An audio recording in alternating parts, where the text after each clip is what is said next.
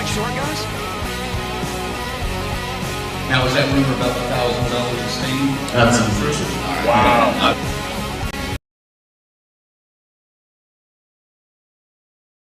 What's that smell?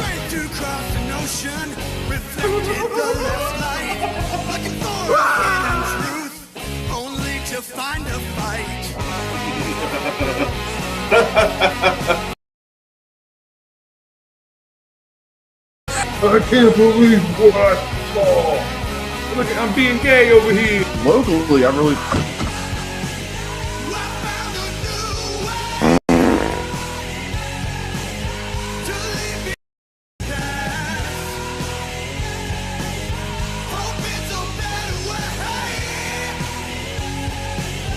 What's your thoughts on premarital sex?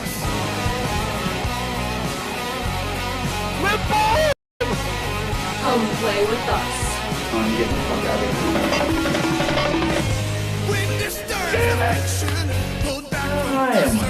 5,352 feet. How's your sister?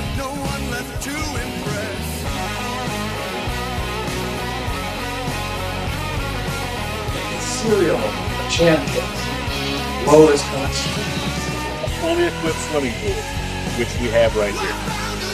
You can see we have a nice natural side, like nice ceramic side to it, and yeah. Let's go check out the west side of the house.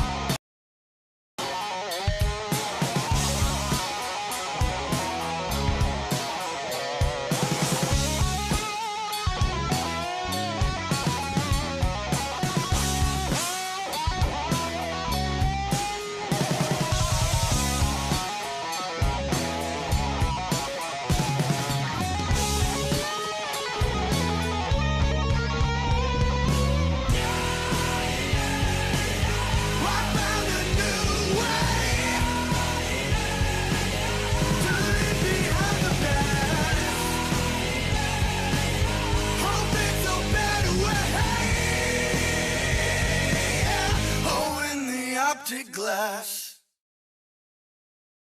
And phase. We don't. Uh-oh. Uh-oh. What's going on here? What the heck? Who hit the Hey! switch? Who hit the switch? That intro's so good, we figured we'd just do it again. Yeah, don't say that. Don't say that. We might irritate some people out there. It almost sounded like you were going to say Red Crank in the DCS there at the top. What the fuck? No, I was not. I'm just in scatterbrain mode. Oh, so sorry, folks. yeah. Anyway, we don't have a whole lot of time to get into some BS because we got a lot to talk about tonight. But Ziggy had something to say. I do, and it's sad news, folks. We've lost one of our titans, one of our favorites, one of our heroes. The one and only Reggie Bannister passed away yesterday late via Gigi Bannister. Don Coscarelli has put it out there, so his struggle is over. It's been a rough last couple of years. Thank fucking God. Me and Colonel got to go see him in Kentucky when he kind of cleared up for a minute. It looked like he was going to come back and do some conventions again, make some money, and then it just got him again. You know, it just everything came back, and he went down, and they did all they could. They made him comfortable, though. But, I mean, this one hurts, man. I can't lie. Colonel, come on, man. No, it does. This is a huge loss. Like, Reggie, not only the person, but the character, one of my horror heroes, man. Like, as a kid, first time seeing that 4-barrel shotgun just blew mind. Like, Reggie was the shit. He's chasing the tall man and getting some sniz on the reg, like Zag likes to say on the side. Who wouldn't love that character, man? Like, it just sucks. We knew it was coming. I just was hoping I wouldn't get the news anytime soon. Especially getting the news. Yeah, getting the news right before we go live too is half hour. Yeah, like literally an hour before airtime. I was like, great. Right. And then bald-headed, everyday John Everyman, Ice Cream Man, fighting evil and everything. Just anybody was possible to be Richie. So, sir, thank you. Rest in peace, Gigi. If the DCS can do anything, I doubt you're seeing this, but we are here. Anything you need, promotion, please. Don't hesitate. Yeah, I'm sure she's tuning in right away. Right. Not a lot going on right now in her life, I'm sure, huh? No, but I mean, Good God. I am thankful she will get to actually relax now after a couple of weeks here and just take a deep breath. And I mean, if nothing else, you earned your spot, man. Yep. Rest in peace, Reggie Bannister. And yeah, what else can we say? All right. Hitting the comments real quick. Looks like Dr. Smiley got in with the first one, based on my calculations anyway. We also have Joshua in here. We have, come on, scroll. BK. BK, I never heard back from you, so I didn't get anything. Rick is in the house. Dave. Corey's in the house. Patricia's here. Everyone's talking about giving condolences for our Reggie out there. Corey, we might get to that question later, but hold on. The one for me. The Twisted Twins are here. JP's here. Grizzly's got the fish. Don't even have time to show it right now. We might get to it later. Rachel's here. The whole damn enchilada pod is here. And that might be it so far, at least, for the intros. There's Charles. Never mind. There's another one.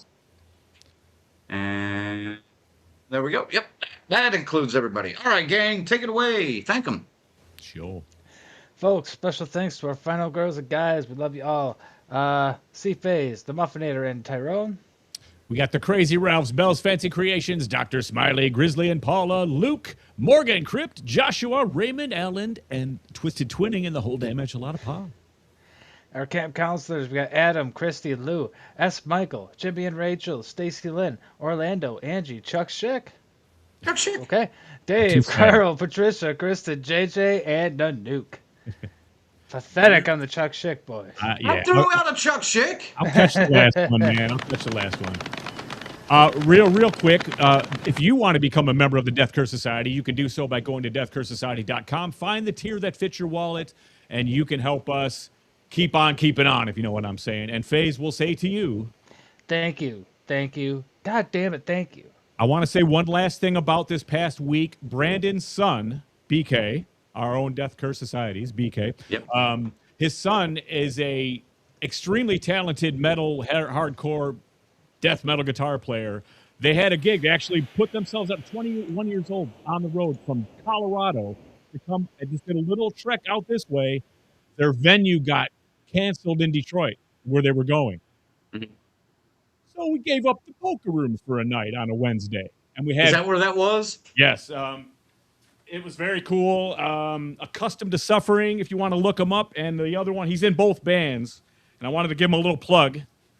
Shot to Pieces. Big ass edge. It tickles me to see the next generation picking up the torch and going in the metal. So, I mean, I didn't want to leave that out, BK. I wanted to get it in there because we have a shit ton to talk about, apparently, with this movie. Surprise! Yeah. Also, shout out to Carrie out there in the comments. Good to see you over there, Carrie. Thanks for tuning in. And if there's anybody new from Houston, I appreciate you tuning in as well. I'm not going to talk too much about it right now, maybe later, but had a great time at the Houston Horror Film Fest. Got to catch all the final girls from Friday the 13th. Well, 8 of them anyway, Yeah. Which, dude, what a lineup. What a lineup down there. I have questions. We have to talk about this some, so let's get going because we'll leave a couple minutes. We'll get there. We'll get there. So, all right. Well, let's start here because can we separate? Hold on. I lost the. There we go. Let's move on straight into it. Can we separate the movie Eli Roth actually made from the online firestorm surrounding the tiny amount of generative AI used to make it? We're going to start right away with the AI controversy, and I'm going to go to the spicy one himself to get this started because I know he's going to have the hottest take on it. So, FaZe, what are your thoughts? Can we separate this and just talk about the movie, or is the AI controversy part of the story already? You guys do what you want. I'm not about to. I'm pissed off at the AI shit. You're going to be getting plenty of it throughout this whole thing. In my eyes, I can't forgive it, and I won't forgive it. Fuck Okay. Eli Roth. You guys can have your own opinion. That's my opinion. Okay. All right. How about you, Colonel? Like I said, I'm not a fan of it. It makes me appreciate shitty CGI that much more, because at least that takes talent to do. But honestly, I was the way the reviews were before I got a chance to see this. I would have thought this film was littered with AI. Yes, it's in there. I don't think it's as bad, and I was able to separate the two. I didn't let it ruin my viewing experience. Lazy, but didn't ruin my viewing experience. Vicky, your thoughts? Yeah. So I was told, because I thought a couple of more scenes were CGI'd, or AI'd. You know what I mean? I agree. And I was told I was crazy by a few people, random commenters through the week here as we led up to it. But I'll just put an example out there: the Jungle Gym, when all the kids were out there like the birds, and they jumped off all at the same time. That wasn't fucking. You tell me that was legit? I think that was the shot they were talking about. That they had to film last minute. They were running out of time with the kids, and they had to cram them all in there, and they got it in like one take. Well, I get it. They had 2 hours to shoot, and then they had to take a break, and then all the setups they would literally. Well, no, the kids were going to be done for the day. Yeah, I mean, they had to be because of child labor laws. I've read a little bit about that shot. I think it's that shot. Apparently, it's only the cartoon little sections in there that is what they're used for this. I disagree. The flashback scene was AI. I'm with Face. Yeah. Wait, which one, Colonel? The flashback scene With the necromancer at the beginning. With the necromancer. Yeah. Yes. Yeah. Okay. I 100% agree. Oh yeah, because you know why? It looked like a Spirit Halloween costume ad when it walked out. Oh shit, you're not wrong. Okay. All right. Okay, that makes sense. I don't know how much of this movie is AI, and honestly, none of you guys know either. Nobody that's seen it except for Eli and some of the people behind it know what is there. So that's the fucking assholes I was fucking talking to. They know all about it, Crank. They had it. Oh no. They were just telling me straight up. You have to separate the loud minority on the internet, bro. I know. That's my point. That's kind of my point here. I'm amused by this. Call me a masochist. I don't know. All right. I just enjoy just pushing that button and getting them to fucking nuclear, Speaking of masochist, I am going to be playing the role tonight of devil's advocate. Okay. So, bear with me. This doesn't make sense. What's going on here? I'm going to. Well, we're not even talking about the fucking movie yet. We're not even talking about the movie yet. We're talking about the controversy. So, I want to go into this a little bit because this deserves to be discussed before we get into our reaction to the movie. A substantial chunk of the online horror community, the AI controversy, has come the review. What actually happened was this didn't begin with Eli Roth voluntarily announcing, hey, we used AI. Early screening viewers noticed animation that looked AI generated, specifically the old Fleischer-style cartoons. Don't call it Fleischer style. That's disgusting, and I wouldn't compare it. But it is Fleischer style. Fleischer inspired. Yes. Fleischer inspired. Okay. Fleischer inspired. All right. That's probably what he told the AI to fucking do. So anyway, go on. People then noticed Dark Half listed in the credits. Dark Half openly identifies itself as an AI VFX video studio and describes its work as combining generative AI with conventional VFX pipelines for film and television. Roth then spoke to Polygon about the animation, and that's where this became a story, because Roth initially gave an explanation that sounded traditional. He said the animation background had drawn the material himself, developed loop cycles and styles, and then worked with animators and another artist to reproduce that jittery 1920s Fleischer-inspired haunted cartoon look. Now, once the Dark Half credit and the AI suspicions began circulating, Polygon went back to Roth, and he changed his answer, and he said, I misspoke. He acknowledged that generative AI was used in a very, quote, very small portion of a few scenes, and described it as a situation where technology and creativity came together to help realize its vision. What we still don't know, he has not explained exactly which frames or shots are AI generated, how much human animation was combined with AI output, or whether every animation sequence used it. AI was confirmed in a small portion of several scenes, apparently involving some of the animated material, but we don't know how much. So it's not necessarily Eli Roth made his movie with AI. It's more Eli Roth used AI as a tool to produce a couple of minor sequences that really don't affect the story or the film that much in any way. I have a rebuttal immediately for that. Go ahead. Why use AI as a tool when you got the budget that Eli Roth has, an indie He doesn't have the filmmaker? budget. Okay, whatever. He's got more than an indie. No, not really. This movie was made on $5.5 million. Was it They did really? everything. That he raised himself, and he got mostly from Canadian like tax incentives. Well, that explains it and right there. stuff like the that. broke bitch had to figure out how to make his fucking movie. So this AI movie's was like- his excuse. It's all his excuses. This movie's like 12. He wrote this movie like 12 years ago. It's been sitting on a shelf for a while because he hadn't been able to raise the funds to do it, and he finally figured out some loopholes and was able to get it out. AI got invented, and he was finally able to make it. No, I'm just being a dick at this point, but Yeah, but I mean, my point is a little bit of it's AI done. here. Like, if it's okay, then what point does it become not okay? Because in We'll my talk about that. opinion, at any point it is not okay. Because next thing you know, it's 50% of the movies made with AI, then 75. It's gonna keep getting worse. All right, we'll talk about that. So, but Colonel, any thoughts on the story? So let me ask you this, Colonel. I know we got distracted before I could get to the actual question, but was Roth's use of AI the bigger problem, or was his initial answer about how the animation was created the bigger issue, Colonel? I think it's going to be his announcement about it being the bigger issue. Again, I'm not a fan of the AI in the film. We already kind of touched on it. Unfortunately, AI's here. We're going to start seeing more of it. Mm-hmm. There's rumors that they're using it to write wrestling stories now. This is just where we're at. It's going to get used more and more.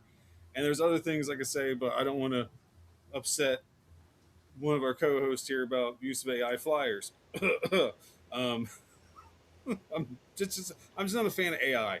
If he just would have straight up said, "Hey, there is some AI in this film," I think it would have had less backlash regarding the AI. Granted, I think there's plenty of points that deserve backlash. That overall, I think, is a little overdone. Okay, Ziggy, what about you? You know, I do think for a non-professional, someone who's can't draw, doesn't know how to shoot a movie, I get people seeing this as useful, but I mean, everything we've stood for and everything that is around, it seems crazy. I don't think this is enough here where this should be that big of a deal. I mean, the movie is, it's not that great a fucking movie to be this big a controversy about this little bit of AI in it. But he sold shares, like bits of it, and you know what I mean. People, if this thing would have took off and made money like Terrifier eventually did, like Blair Witch did, everybody would have got paid. To date, it's made $2 million. 2.4 million or something like that. 1,500 screens. That's Well, yeah, it didn't. It showed like once or twice a day in most markets. That's true. So. It did not show much. Yeah, I mean, I was lucky to find a theater in Houston, like one of the 10 biggest fucking cities in the country, that had like a 9 a.m. showing to go see. So, Wow. Ziggy, I'm going to throw it back to you. Yeah. Does the amount matter? Because it's like 90 seconds worth of material in a 86-minute runtime. If this is all we're talking about. I believe anyway. to me myself, to generate that little bit of shit just to get your thing out. And if it got you onto the next task, if it saved you $25,000 of booking and everything, I understand. I understand. I guess it doesn't bother me. You know, I mean, I'm not, I wouldn't do it, but that they did it and that little bit, that context, you know what? You got to cut the corners these days, man. It's just everything is so goddamn expensive. I understand. I don't like it, but I understand. If that helps. Faze, I already know your answer, but go ahead. Yeah, no, zero. At the 0.0000001% of AI in your movie is too much. That, I mean, I So don't care. you are an absolutist. There is no line for you whatsoever. Absolutely. The second you even put in a search bar looking for an AI program to help you, you're fucked. You're done in my book. But anyway, Okay. just Okay. Let me ask you a follow-up question. What Okay. did you how did you like Late Night with the Devil a couple years ago I don't know. I don't remember that one. with David Dastmalchian, the TV talk show where the girl comes on and she's possessed? I still don't remember that one. Did we review it?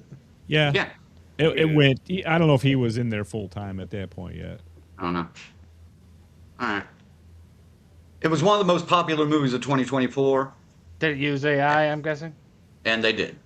Well, fair. much? There was, And that's the thing. and- That's, But how? I mean, much? not much, but And I for mean, what? there are AAA video games coming out that are using AI. I mean, it's everywhere right now. Like you said, it's unavoidable. People gotta cut corners these days. It's just a very lazy way to fucking do it. And just for the record, Fleischer would be turning in his fucking grave just having his fucking name associated with that AI slop garbage. But again, opinions are opinions. No, But Phase. yeah, just- Listen, you are a protector of the arts. I fucking respect the fuck out of that, dude. I mean, Sure. totally. So I mean, that's That's there's what I nothing mean. wrong with This your is literally stance. fucking artists. Instead of paying an artist to make him a Fleischer-inspired animation, which people can still do, instead he used a program and did it the lazy way. I get it. He's on a budget, but maybe just don't include that. That was kind of a pointless inclusion in the movie to begin with. You could have just Phase. went without Yeah. it. Phase. but Okay, it made what a point. What if he wasn't Eli Roth? He's one of us. I don't care who does it. And this is the only way to get this out. It could have been Make- Tarantino. I'd still be pissed. I'm saying Well, a Tarantino nobody. has a budget though. A Right. nobody, no money, nothing. You got this. Someone here's a laptop, make your movie, but you got to use AI. Most indie filmmakers have respect for artists, so I don't know. I'm just saying, if this is a hypothetical, this is the parameters of it. There is no this or that. It's here's an app. You got to use this to make it though. But if you do it and get it out and you get your story out and you're a talented storyteller, or is it a talented programmer? I'm not sure what point you're making here. Basically, what he's saying is, if you have no other way to make Nothing. a movie, nothing. You have Then no don't make a budget, movie. no create. You're Then an okay, untalented fuck and you can't make movies. Sorry. then okay. So don't no. follow your dream. Don't follow your dreams, is what you're saying. Take classes, learn how to do it. Don't take shortcuts and make garbage. Because it's all it produces is garbage. All right. Well, now I have a Come on, Colonel. follow-up Go question for it. phase here. Sir, I would just like to know what your Sith name is, because only Siths deal with absolutes. Darth Phase. Why not? Just keep it There we simple. go. I like it. Darth Phaser. Darth- Oh my Phase God. Sidious. Jesus, dude, you're getting a little wonky, a little less simple. Got to keep All the right. Darth name simple. Colonel, where's the line? Did this movie cross the line?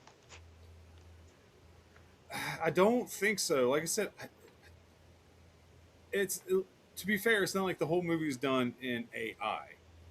And I'm someone, I don't use AI. I'm against it. But like I said, it's unfortunately the reality. You do I'm with use it. Faze. You just I don't. ra- You do use it. You just don't use it. Okay. Or Knowingly. whatever. But so I'm with Phase. I much rather pay an artist to do that. Because at least it has meaning. So it's a form of income for somebody. It's creative. But like I said, it's no different than when practical effects is all you had. I mean, they were practical effects fucking amazing. Here comes CGI. Now you get horror movies where there's no practical effects, all CGI. Unfortunately, we're going to get a little bit of AI, and it's probably going to be all fucking AI effects in 15, 20 years. I hate to say it, it's just the reality. It's human nature, man. The new technology's disgusting, here. We're but going to fucking abuse it. I expect Again, I much rather pay actors, an artist, but actors, actresses are going to start selling their names, their likenesses to this shit, they're dude. already selling their voices. They already have. Bruce Willis did it. Yeah, he's done. You're going to see a Bruce Willis fucking movie coming. James Earl Jones sold his we're going voice to talk later. Yep, we're going to talk about Val Kilmer here in a minute too. So, and Tilly Norwood, if any of you guys know about who she is or who she is. All right, let me ask this question. There's a absolute anti-AI pile-on happening around Ice Cream Man. I already know, FaZe. Don't worry. I'll get to you in a minute. You're fine. I'm being... But... You do what you want. But does the bad reception... there's a lot of review bombing going on. But professional critics don't like this movie either. But one reviewer I noticed on, I think it was Letterboxd, said... The movie was sitting at a 1.6, and we got to get this bad boy down below 1. So that last one is as close as you can get to someone openly saying it's not merely rating this movie. I want to help tank its aggregate score. And go touch that's some the grass. kind of shit. Yeah, go touch some grass. What the fuck are you doing? God damn, man. What a pointless life. Go ahead, Colonel. No, I kind of touched base with this.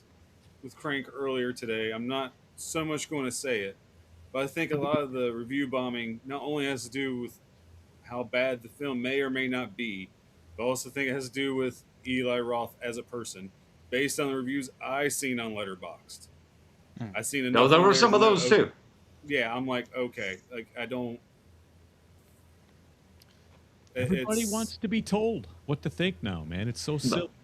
Well, but there are basically 3 different groups kind of out there reviewing the movie. People who actually dislike the movie on its own merits, people who dislike and object to all the AI, and people who decided the AI use makes the film unacceptable before even judging anything else.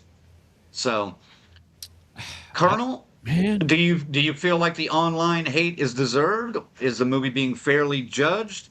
Is that string of like straight half-star reviews on Letterboxd, like from the last couple of days, is that deserved?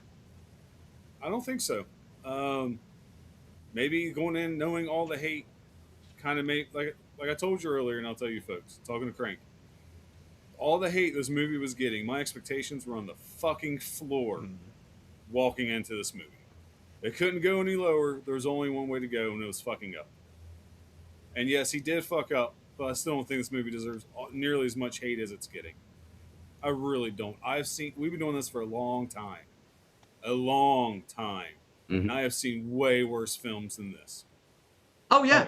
But I haven't seen review bombing this bad. No, we haven't. And like I said, I think it's a mix of the AI and personal issues with Eli Roth. It just goes to show using AI is not a good idea if you want to have good press. It has never had good press to use AI. It always pisses people off. Always. Only when it solves medical, miracles and shit like that, which it has done. That's a whole different kind of AI. That we're talking about. Okay, so that's the line. What? Yeah, I'm talking about art here. I'm not talking about like. Come on now. You're broadening the discussion way too much now. No, I'm just I asked earlier, where's the line? And you were like 0.0001% of any AI is bullshit. In a film. Okay. In a video game, in a book, in art. I don't, there are practices for AI in medical fields and science and, fucking plenty of information technology. And it works fine. I mean, Google AI is kind of ass, but it's growing. creativity is where I draw the line. I didn't know you're talking about AI in its entirety. We're a fucking horror podcast. We're not talking about everything here. Yeah, we are. Because Apparently we are. that's what the 47 The crux- pages. You of are. notes I are on wasn't. top of it. Yeah. Can't have 47 pages of notes on this movie. Had to be Apparently something. not. And look, the review bombing. I never support review bombing, especially if you haven't watched the film. That's just stupid. It's bullying, and even if your film is an AI trashed heap. I mean, ignoring the AI, this is still a mediocre film. Okay. Sure. I mean, I would still understand this film getting general hate. It's just getting extra hate because and like I said, he shot himself in the foot for doing it in the first place. It's nobody's fault except for, Eli Roth is taking the blame, but it's anybody's executive decision. Whoever was in charge, it could have been Eli Roth, it could have been his producer. Whoever decided to use AI, it's their fault. Simply. That's Eli Roth. Nobody else's. Are people acting like bullies? Yes, but that's what the internet does, and that's what the internet has done for 26 years. Get over it. Right. Colonel, some of the comments are saying your volume is a little low, so if you can jack that up a touch. A little bit. I think I can actually turn them up. Okay. All right, good. Because like I said, He's actually mic maxed broke out. weeks ago. You're maxed So, out I'll on just try even to- Mux. I'll just project my voice. How is this? I'll talk louder. It's good for Let me know in the comments because I don't want to hold up the conversation by saying "Listen to me" and let me know. So I'm going to run through a few. I understand there's a separation, I guess, at least in Phase's mind, between AI, I guess, generative art and AI uses as a tool in every other form. Is that what you're Several saying? other forms. I mean, it really depends on the form, Okay. As long as it's not art. Yeah. Okay, Our so art is where I stay. I didn't know we were talking about it because we're a fucking horror podcast. We don't talk about political or technological stuff. okay, so what if someone wrote a book on their own, used AI for the cover? I mean, like what's happening all the time right now? Yeah. It sucks. It's still easy. Even though the book itself could not be written with any AI. It could be the greatest book in the fucking world. The next Hunger Games. I will not read it because it has an AI generated cover. Okay. All right. Well, see, I don't know why I used Hunger Games as an example. It's not like a masterpiece. Yeah, I was gonna say, is that the greatest? Is that the greatest book in the world? I don't know why. It was that popular when it was regarded as a masterpiece when I was a teenager, so it was the first thing that popped in my head, but maybe more like Fellowship of the Ring, Okay. Better example, for sure. Yeah. Ziggy, you were gonna say something? I kind of, if you write a book, you wrote every word of it, and you're pinched, and it's always going to come back to that. You are a broke, starving artist. You have your Led Zeppelin 4 or whatever it is, done job. in the can. But you can't hire an artist. You can't do it. You can't draw, not even with a crayon. Then Phase says, don't release the book. Fucking give up on your dreams. Maybe I just do the Black Album like Metallica and just. I'll pull some money. I mean, the Black Album. I mean, you don't have to have such an extravagant cover if you can't afford it. I mean, if you think your music is back and if you use an AI generated cover, you're again shooting yourself in the foot because you're gonna get review bombed and fucked just like Eli Roth is right now. That's why I think Eli Roth will be fine. I wish. He'll be fine. Yes, he's under a lot of hot water right now. Give him a couple months, he'll be fine. Yes. I just wish the movie would have been better. It's just the argument would make more sense, No, but I mean, we'll get into that. But Eli Roth has been hit or miss his entire career. He's So- really only Yeah. got 2 or 3 good ones out of all. Right. He's a better actor than a director, I think. I've been seeing a lot of that in the comments as well, or in the review stuff. All right. Would you guys agree, at least where we are right now with the AI boom, that we are in another technology panic era? Oh yeah. Ziggy, Of course. Phase, Colonel. Okay. Yeah, it's just weird, It's just Here's a brief history of technology panic. Going back to the 1880s, electricity will kill us. Now, what happened? They created safety regulations, insulated wiring, electricity became ordinary, that losing electricity is the emergency. So, no, electricity wasn't safe all along. We eventually we figured out a way to make it work and make it safe or safer. Just real quick, we have a horror movie to review here. Why are we talking about this? I mean, I know what point you're getting to here. It's just... No, I don't have a point. It's a discussion that I feel like needs to be made because most of the other reviewers out there are solely reviewing this movie based on the AI. Well, that's fair enough. I mean, all right. Well, go ahead and continue. I want to have just a broader discussion, Fair enough. Because that's what we do. Sure. Yeah. All right. I'm not sure where you're getting at, I guess. And I'm not sure where I'm getting at. Review yet. No. So, 18. I mean, you can go and come back if you want. I'm fine. I'm just I'm not sure where we're going. All right. Here. 1870s, the telephone will destroy human interaction. Now the telephones are everywhere. 1890s and 1920s, automobiles are dangerous intruders. Cars weren't initially treated, obviously, as wonderful symbols of freedom. There was even a point where Britain had the famous Red Flag Act, where people were tasked with walking in front of cars moving at an incredibly slow speed to be safe. Everyone was freaked out by cars. Everyone was freaked out by the radio. Everyone was freaked out by television. Color television, then later in the 1960s. Microwave ovens are going to nuke you and nuke your food. ATMs will eliminate bank tellers. What happened? We got more banks. Early 1980s. Now we're getting into the area where Ziggy and I can definitely relate. Home taping is killing music. So, cassette tapes came along. People were taping songs from the radio, copying albums, creating mixtapes, duplicating music for friends, and the recording industry went apeshit. So, but for a while, that was weird, but they figured out a way to get around it. The music industry didn't disappear, the business model changed. Same thing is kind of going on with Spotify now, and those kind of things. What, Ziggy?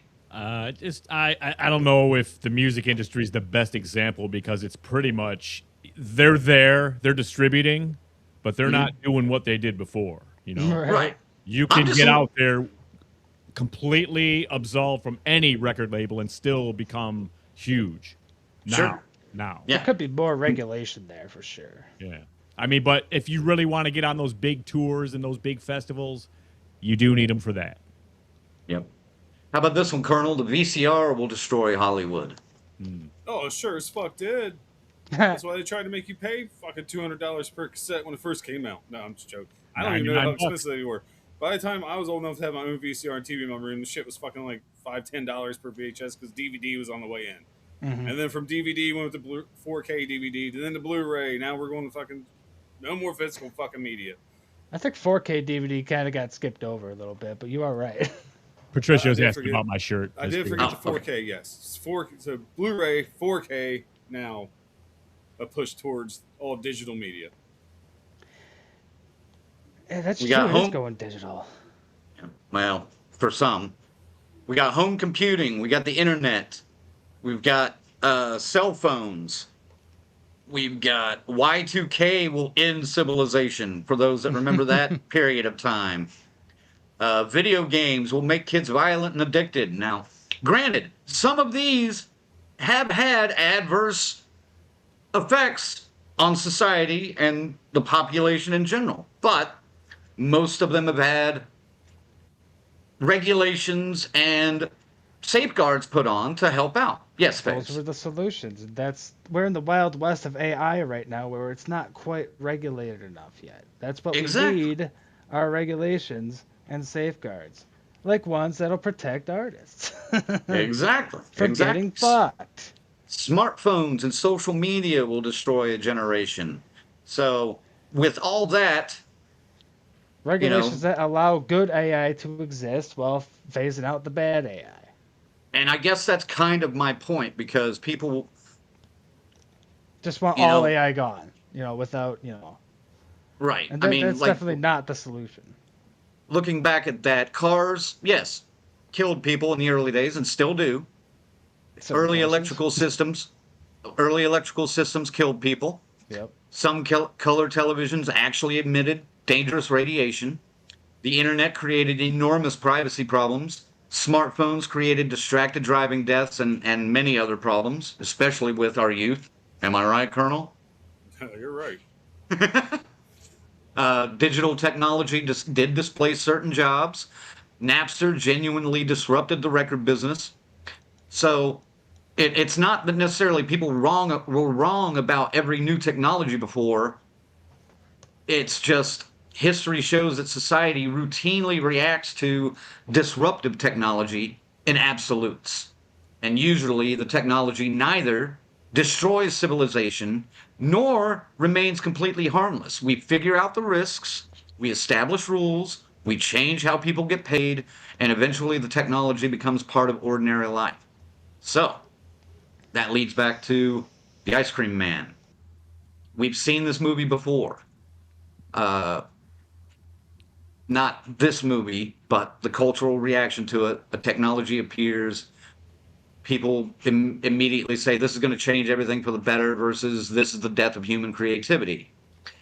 It's such a bizarre place to be in right now.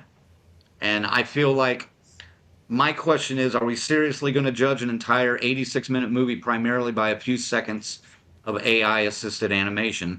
Or can we criticize the production choice separately from whether the movie itself is any good? I mean, I could criticize Colonel? both. Oh, sorry. Okay. I think you should judge the movie as a whole, not just the AI. Like I said, I'm not a fan of it, but I dealt with it. It did not ruin the movie for me. And I was going to say something else, but I'll keep that comment to myself. I'll just tell you guys over the air, or off the air, not over the air. But yeah. All right. Anybody else, Ziggy? Yeah, it doesn't ruin the movie here. It should be judged on its own merit as a story and how, everything else was shot. There's a fair amount of gore here, so, I mean, that has to be discussed. So, yeah. Yeah. I have other thoughts about this movie. It's not all bad. Like, I came here prepared to make a review, not just shit on it. One more thing before we get into the review. We've got a couple of examples. Like I mentioned, Late Night with the Devil used some AI. It got a little bit of flack for it, but not nearly as much as this did. The Brutalist in 2024 also used AI to refine portions of Adrian Brody and Felicity Jones's Hungarian dialogue. I don't know that ever really got a whole lot of flack. It won a couple of Academy Awards from what I remember. We do have Tilly Norwood, the completely synthetic actress. She's got a movie coming out at some point called Misaligned. So I feel like that's going way past the line. And then we have the example of Val Kilmer's likeness being used in a movie called As Deep as the Grave. He had originally signed to appear in this movie. Obviously had health problems preventing him from doing the role. Then after his death, the filmmakers approached his children and the estate about recreating him, and they agree. They're letting them do it. And it's not just... If the estate agrees, then it's their choice. It's not just a cameo or anything. He's in an hour and 17 minutes of the movie. He's the lead. So he's pretty much the lead. So... and FaZe, I think, just said it. If Kilmer's children agree, then I guess that's okay. So they're that the makes ones it. that were given whoever's given the rights to the choice. If actors could do that, whoever's the next of kin says yes, go ahead. Then I guess go ahead. It's not the choice I would make, but I mean, if that's what they wanted, that's what they wanted.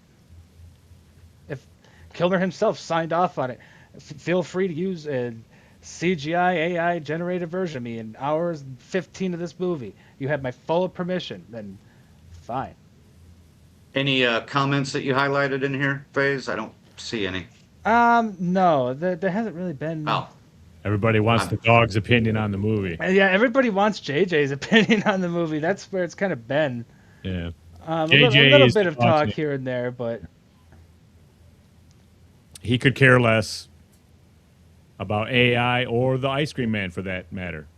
right, Unless he the ice can't cream eat man- ice cream. Yeah, if he would drive down the street, he would be more excited, you know? all right. Well, I haven't been able to look at any of the comments hardly, so.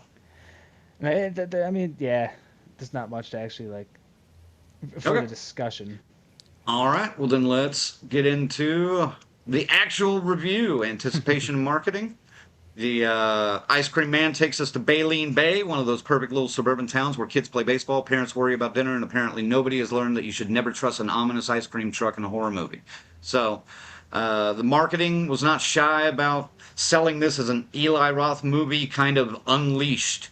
The red band material, the movie came out unrated, leaned heavily into bloody kid on adult violence, outrageous gore. Roth himself described the movie as among his most terrifying and insane projects and said versions of this idea had been bouncing around in his head for more than 20 years. So, based on anticipation and marketing, where were you going with this? And I'll start again with Faze.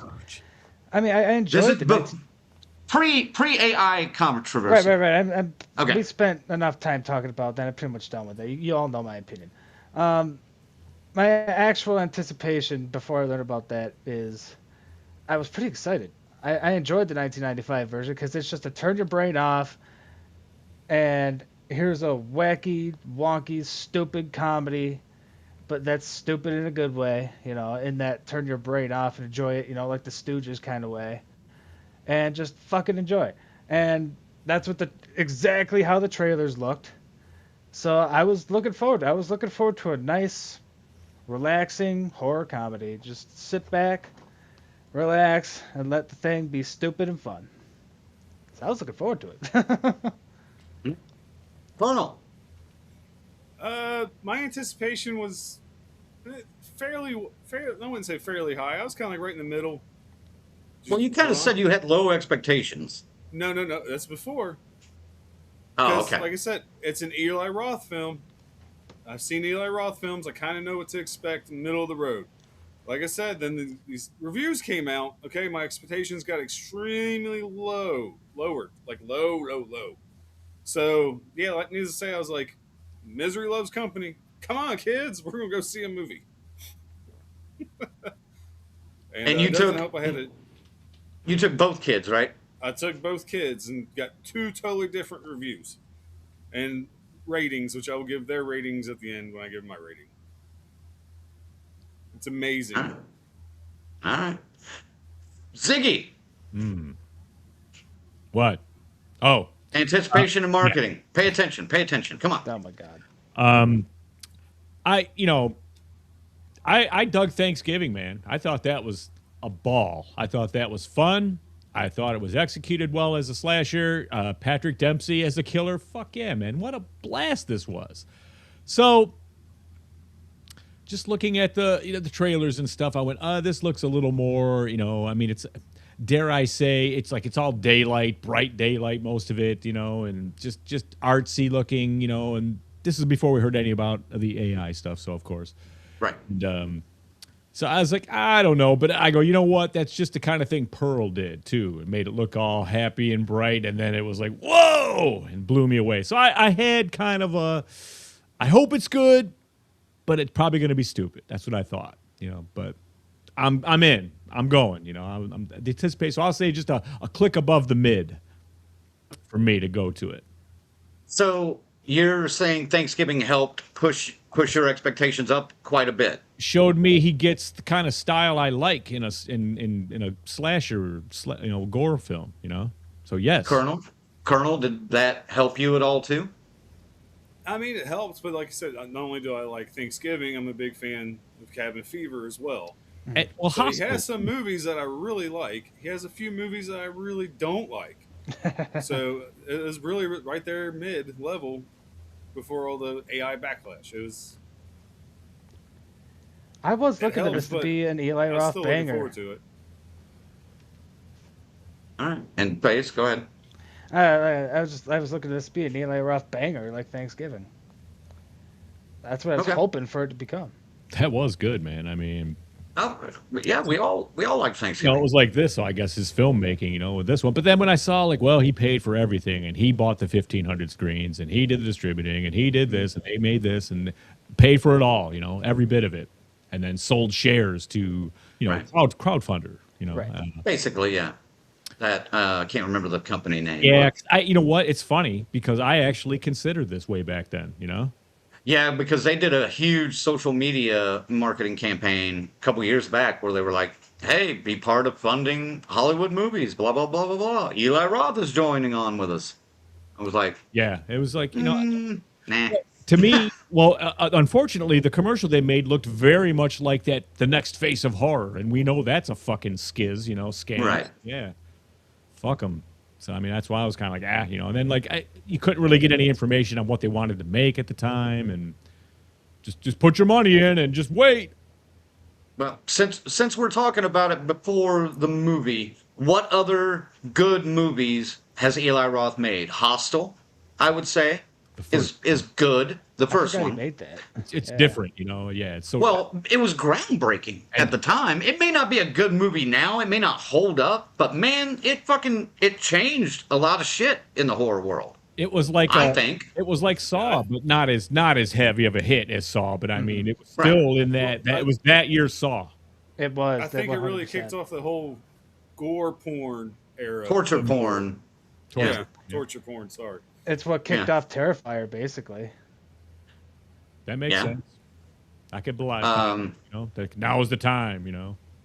Would you lump Knock Knock into one of his better movies?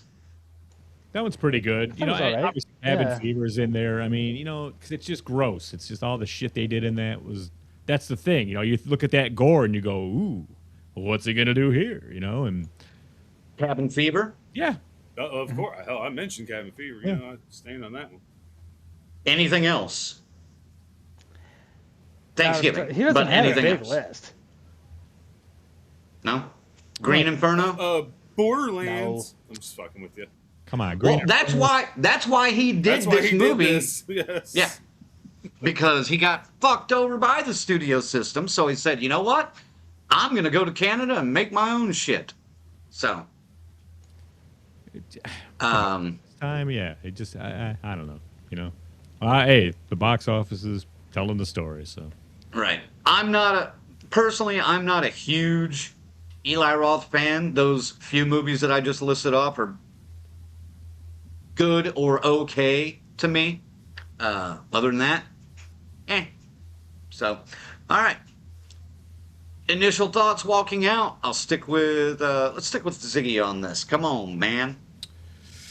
I was just like, wow, was that silly? And not very good to be completely honest. I some very very ambitious gore effects that were good, but this has it's about as light on story out. I'd say if Terrifier, no story, all the way to like anyway, last Voyage of the Demeter or something had that great epic tale and the whole thing. This is like one click above Terrifier, in story. There's nothing. I mean, it's very simple. Is there, I don't know, a twist there, but it's just, we'll get to it, but it's just, yeah, man. I think this kind of twist would have been really, really cool in like the 70s or something, or the 60s even. But we'll get to it. We'll get to it. But here it was just like, what the fuck is going on here? So. But yeah, walking out of it, I was kind of like, I not as good as Thanksgiving. Not as good as Thanksgiving. That sums it up nicely right there. That should be on the poster. Ice Cream Man, not as good as Thanksgiving. Christ. FaZe, what about you walking out? That's a very interesting point that Ziggy just made. I wonder how that twist would have gone over in like the 70s or even the 80s. Definitely a Well, I lot mean, we better. kind of saw some things like that, I'm sure, back then. I Right, can't think of right. any movies, Oh, but yeah. I mean, It but definitely would have gone over better. it Um, just, yeah. and again, ignoring the AI. I mean, I'll make a final point during the final thoughts about that, but I wasn't a fan of the ending. I know some people are. Some people are divisive about the ending of this thing. I thought it was just kind of dumb. So I'm just walking out like, wow, that was kind of dumb. And besides, I don't know. Some of the gore was all right, and I mean some of it, and some of it was also kind of terrible, like just bad CGI. And this movie also felt rushed to me. Like oh, I'm sure it it was. felt a little rushed. So I don't know. I came out, definitely disappointed. It definitely wasn't next Thanksgiving, and I mean, just underwhelmed. I gave it an hour before I checked my phone, but then I was looking at it every 10 minutes. I was like, Me too. Yeah. I mean, come on, what are we doing? Colonel, initial thoughts. Yeah. I walked out. This is where I'm gonna be different from you guys. I thought it was a fun movie. Was it great? No. Did it have its issues? Fuck yes. But how many shitty 80 horror movies do people love? They're just about as bad as this. That have no story. Excellent That have no point. story. Like nostalgia. I know nostalgia plays a huge role in it. That Like, have I mean, terrible I saw acting. Yeah. I saw one person saying, oh, we had Obsession this year, then we got this. You're comparing apples to oranges, dude. Ooh, Two yeah. totally different types of horror movies. Yeah. Like I said, it was fun. It had its faults. I got plenty to complain about, but I still don't think it deserves the hate I've seen it get for the 4 days leading up to watching this movie. I thought it was a little unfair, to be honest. I've seen fucking worse in our 7 years. I've seen people fucking worse this glaze- year. Yeah, I've Right. seen people fucking glaze movies worse than this since we've been doing this, and they hate this fucking movie. You Dude, almost lost your credibility with me at that point. I'll dude. be honest. What, oh, phase? Go ahead. Yeah, no, you, Ziggy. Go ahead. What'd you say? Dude. I just wanted My to say kids- that Longhouse that just dropped on Netflix is worse than this. I haven't seen that yet. Oh, Yeah, this is by far not the worst movie in 2026. All right. this one? No. Even with the AI. No. That's just a whole separate can't be. argument. It can't be just based on the gore. It can't be. All right. After hearing all the backlash the film was getting online, I tried to go in with a fresh perspective, not to judge it solely on the basis of using the AI that we talked about. I think seeing it at 9 a.m. also helped me because my brain was barely awake at that point. Perfect. Yeah. Walking out, I wasn't offended by the AI use I saw. If I hadn't known that AI was used before going in, I probably wouldn't have even noticed it, honestly. Can any of you guys say you would have? Oh, absolutely. Yeah, I think so. The only reason I personally believe the only reason Eli Roth said he used AI is because he got caught. Because his test watchers saw that and noticed it. He got caught, dude. It's very obvious. I didn't think it was that obvious. But Ziggy, would you have noticed it if you hadn't heard about it beforehand? Well, Because it's on a screen basically about that size No, on a bigger screen. such Most of them. a minute piece to the story that it would have went with the pot smoke, man. It was short enough to just be kind of irrelevant, which makes me wonder why he did it at all to begin with. Because I it think saved him 20 grand or something, dude. Well, That's it. I'm not even talking about the choice. I think he went with like that visual cue because he was saying something about cell phones in this time Oh, sure. being sure. I also, can see that. an addictive, mind-altering thing. Well, So you he see, too, wanted that visual. Yeah, hell, you seen two girls making pretty much a fucking TikTok at the beginning of the movie. Spoiler That's alert true. there. So Right. yeah. Now, I wasn't overly impressed with the story, which was basically a simpler, dumber version of Weapons meets Children of the Corn meets Village of the Damned. Meets Nightmare on Elm Street. And even throw in that 80s The Children. Go ahead, Colonel. Yeah, and No. what, Colonel? Oh, Nightmare on Elm Street. Throw that in there too. Yeah, that? Why not Halloween 3 Season of the Witch? With the Yeah. jingle and everything, too. Oh, Wow. yeah. I didn't even That's a think good of that point. one. That's great. Yeah. So the acting was mid at best. I don't know any of the actors that were featured in this movie except for Roth himself.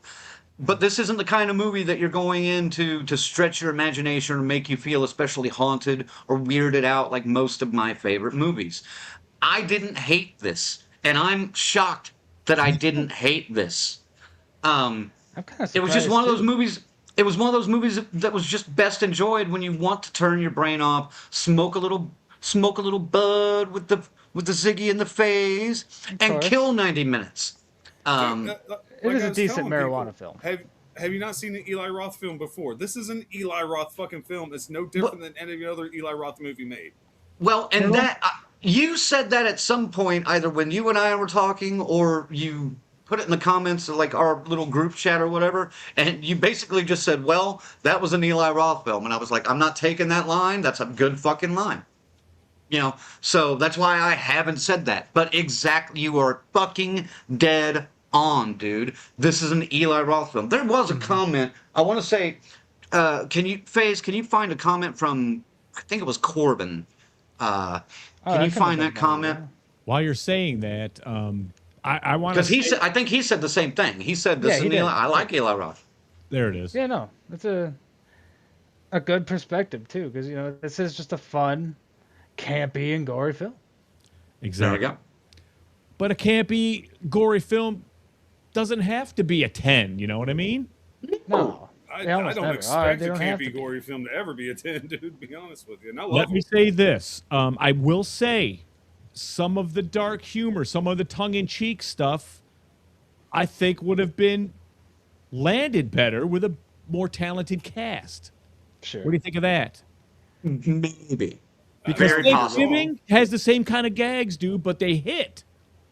Well, but would we have been distracted by knowing the actors, though? Because I do like seeing new actors. These just were not good actors. Well, that's what I'm saying, and I feel like some of the things he tried to do, his looks and stuff. You know, I mean, he was breaching Red Hat Kid in Maximum Overdrive a couple of Dude, times. I'm telling you, he got the best kids he Dude. could. He got the best kids he could in the suburbs of fucking Toronto, dude. Get him a break. That might be a good I'm point. sure they didn't go very far on casting No. calls for this. Yeah. I understand totally, but I mean, you're going to have smart writing like that where it requires a certain look at a certain Sure. time to hit, and they missed a couple of times, I thought, and just in my opinion. Are you talking about the child actors, the adult actors in front of you? Everybody had their turn at sucking in this one, man. That's fair. I do want to give child actors a break because you know they're children, and Colonel's fuck probably them right. kids, They probably went local. Yeah, I'm sorry, okay, what'd you yes, say? yes, yes. Colonel said, just "Fuck said, them "Fuck them kids, kids." Oh my god. I mean, it would have been really weird if they had like Finn Wolfhard, even though I think he's an adult now, but like some other Yes. famous kid actor like in this thing, like it kind of made it better that they were unrecognizable, at least to me. I Maybe agree. some star power in the adults though would have really helped. It would have. Well, I think he was counting on himself being the star power in the adults. Well, wait, He's how much okay. was he in this? He was Wasn't he just just at a dad? the beginning and the end. Yeah, the sort so of. he's barely like 3 in it. scenes. He's hardly. Well, he has that one middle scene where he comes out, he's going to work or whatever, and he's like, "Huh, what's going on at the neighbor's Oh house?" You know? yeah, Yeah. I forgot about that. the door's Stupid. open. Yeah. Yeah. We should All close. right. Yeah. Anything else on initial thoughts before we move on? Do we have any comments on this yet? I do like this one. Fuck movie ever. Yep. Yeah. Yeah. Rick says least crank as fuck movie ever. You're right, but again, didn't hate it, dude. I mean, Crank wasn't expecting a Crank as fuck movie out of it. See, he No, got I what he went- expected. Dude, I went in again with my expectations on the floor because, like I said, you know, Roth has hit like 2, maybe triples, in my opinion. Not home runs, but triples. And Right. a couple of singles, and he's fucking foul tipped like the other dozen or 24 times. I damn. Thanksgiving wanna was a say- damn good triple, though. I think Thanksgiving was my number one that year, man. Oh my God, I don't know about that, but it may I have think been. it was. Look, Yeah. All right. Well, then let's move on to. God, I don't want to read all this. Do you have a link? I'll read it. Dude, the story's paper thin. It shouldn't take too long. All right. Well, Jeff. let me get a drink and I'll barrel through. Or if it's just the Wikipedia, I mean, I'll do it. I don't care. Nah, it's good. Cool. All right. Act 1, folks. We open in the small town of Baleen Bay where everybody's gathered around for a Little League game. Young Jared ends up costing his team having a pretty shitty day when the mysterious ice cream man rolls into the area. The other kids swarm the truck and get some of his homemade ice cream, but Jared can't have any because he's lactose intolerant. Spoiler alert. His older sister, Lizzie, takes his instead.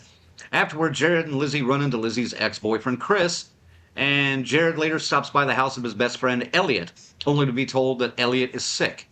Jared also has a run-in with a bully named Sebastian, witnesses Mia throwing up next to a tree, and somewhere in all of this, Jared sees this creepy video on his phone featuring what sounds like the Ice Cream Man's jingle.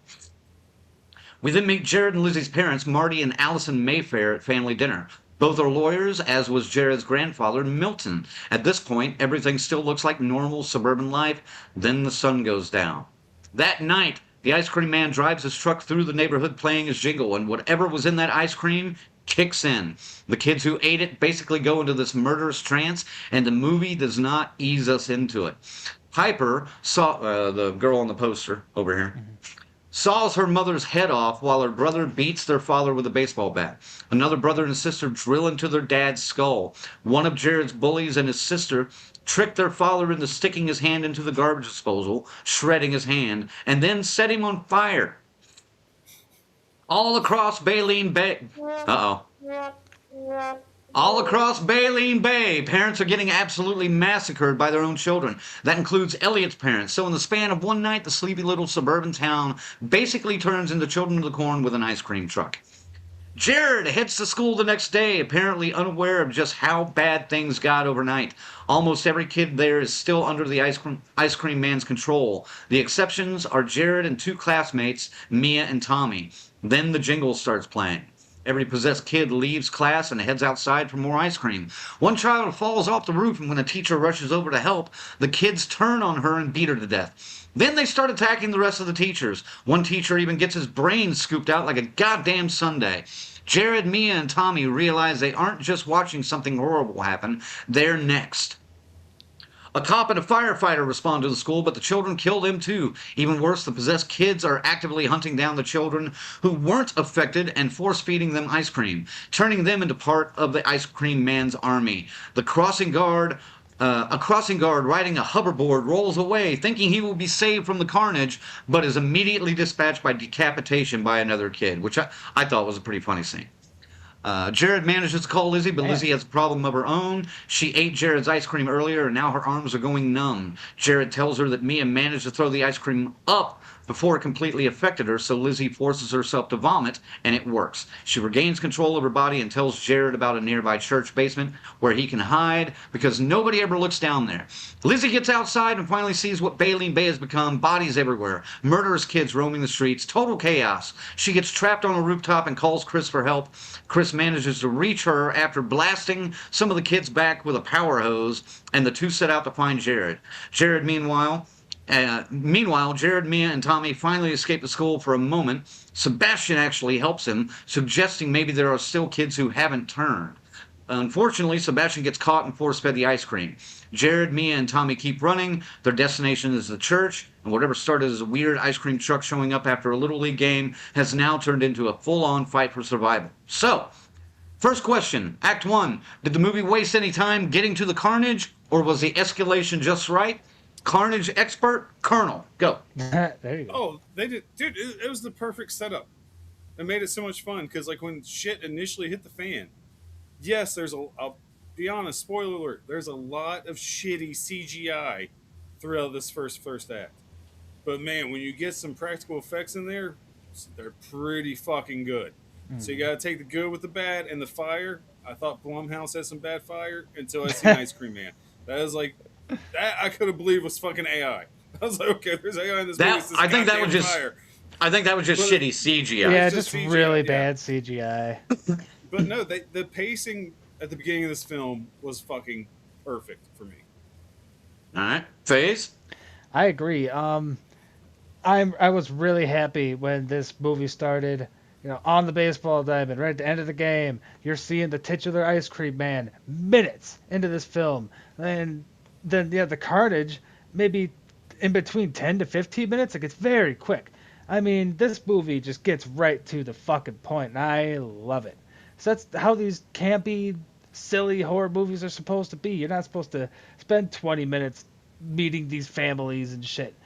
Because, man, if this were like a Blumhouse film, we would have spent 20 minutes meeting kids' family and shit, and sitting with them at dinner, and then listening to all this stupid dialogue before they get to the baseball diamond. But fuck no, this movie gets right fucking to it, and I love it. Nice. Ziggy, before I get to you, I want to point this out because I agree. I was going to bring this up, actually. Joseph says, I liked how in the beginning of the movie has that 70s, early 80s feel to it, not including the cell phones. Agreed, because starting out at a Little League game, you've got the kid tossing his glove in the air, not paying attention out in right field, which happened all the time.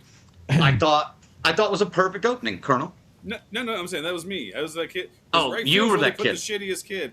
All I had was a bat. I had no speed. I had no arm. Swing the bat, Forbes. Oh, that's all. Swing the bat, Colonel. That's all. Say, I was that kid in right field, not giving a fuck about what was going on. Picking dandelions. Phase, you're going to have to go back and put a bleep there. But Mark that time.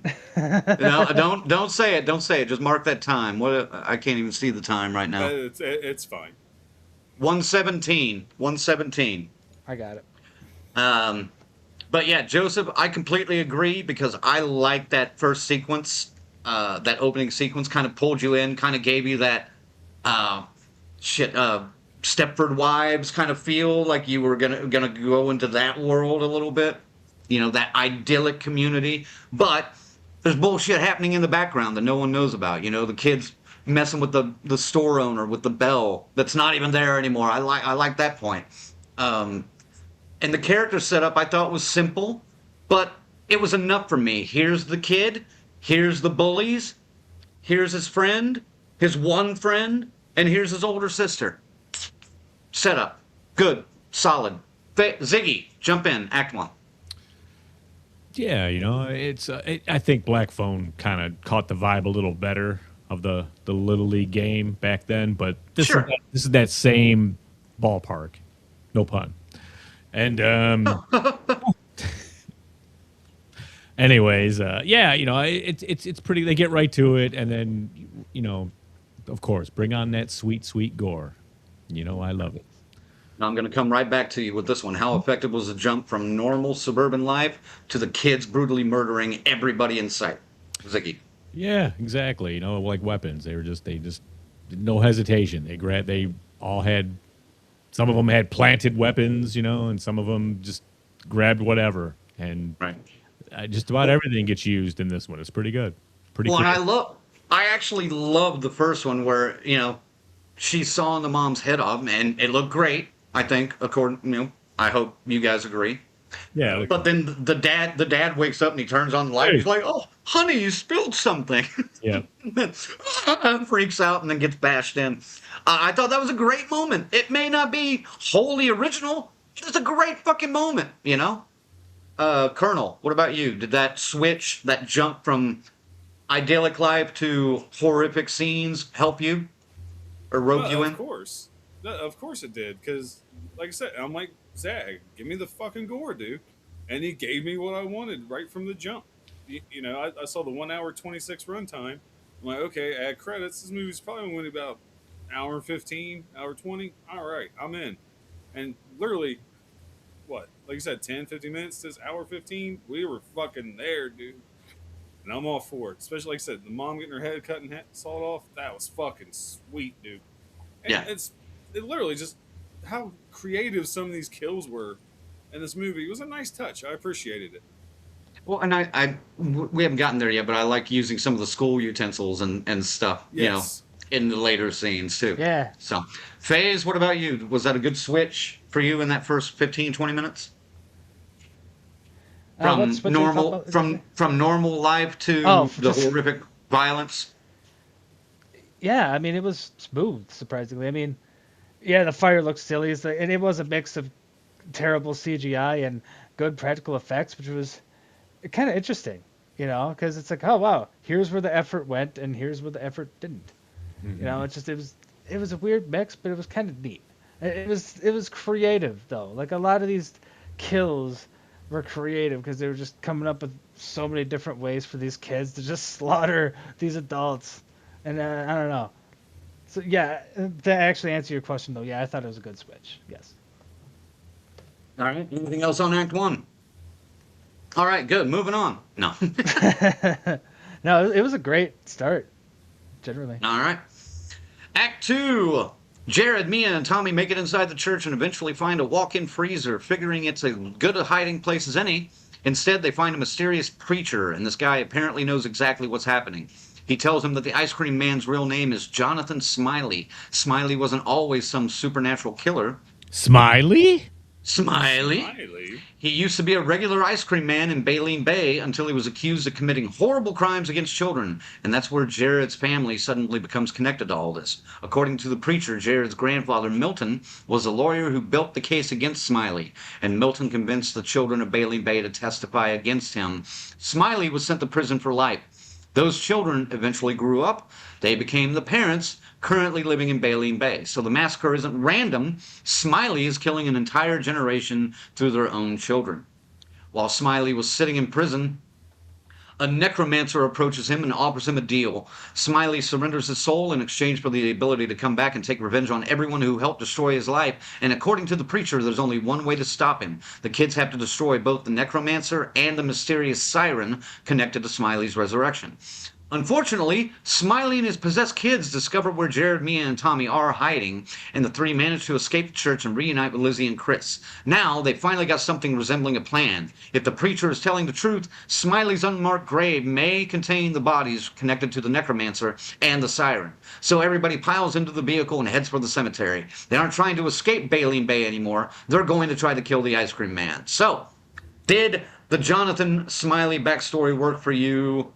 Did I start with Colonel first? Yeah, Ziggy. Yeah.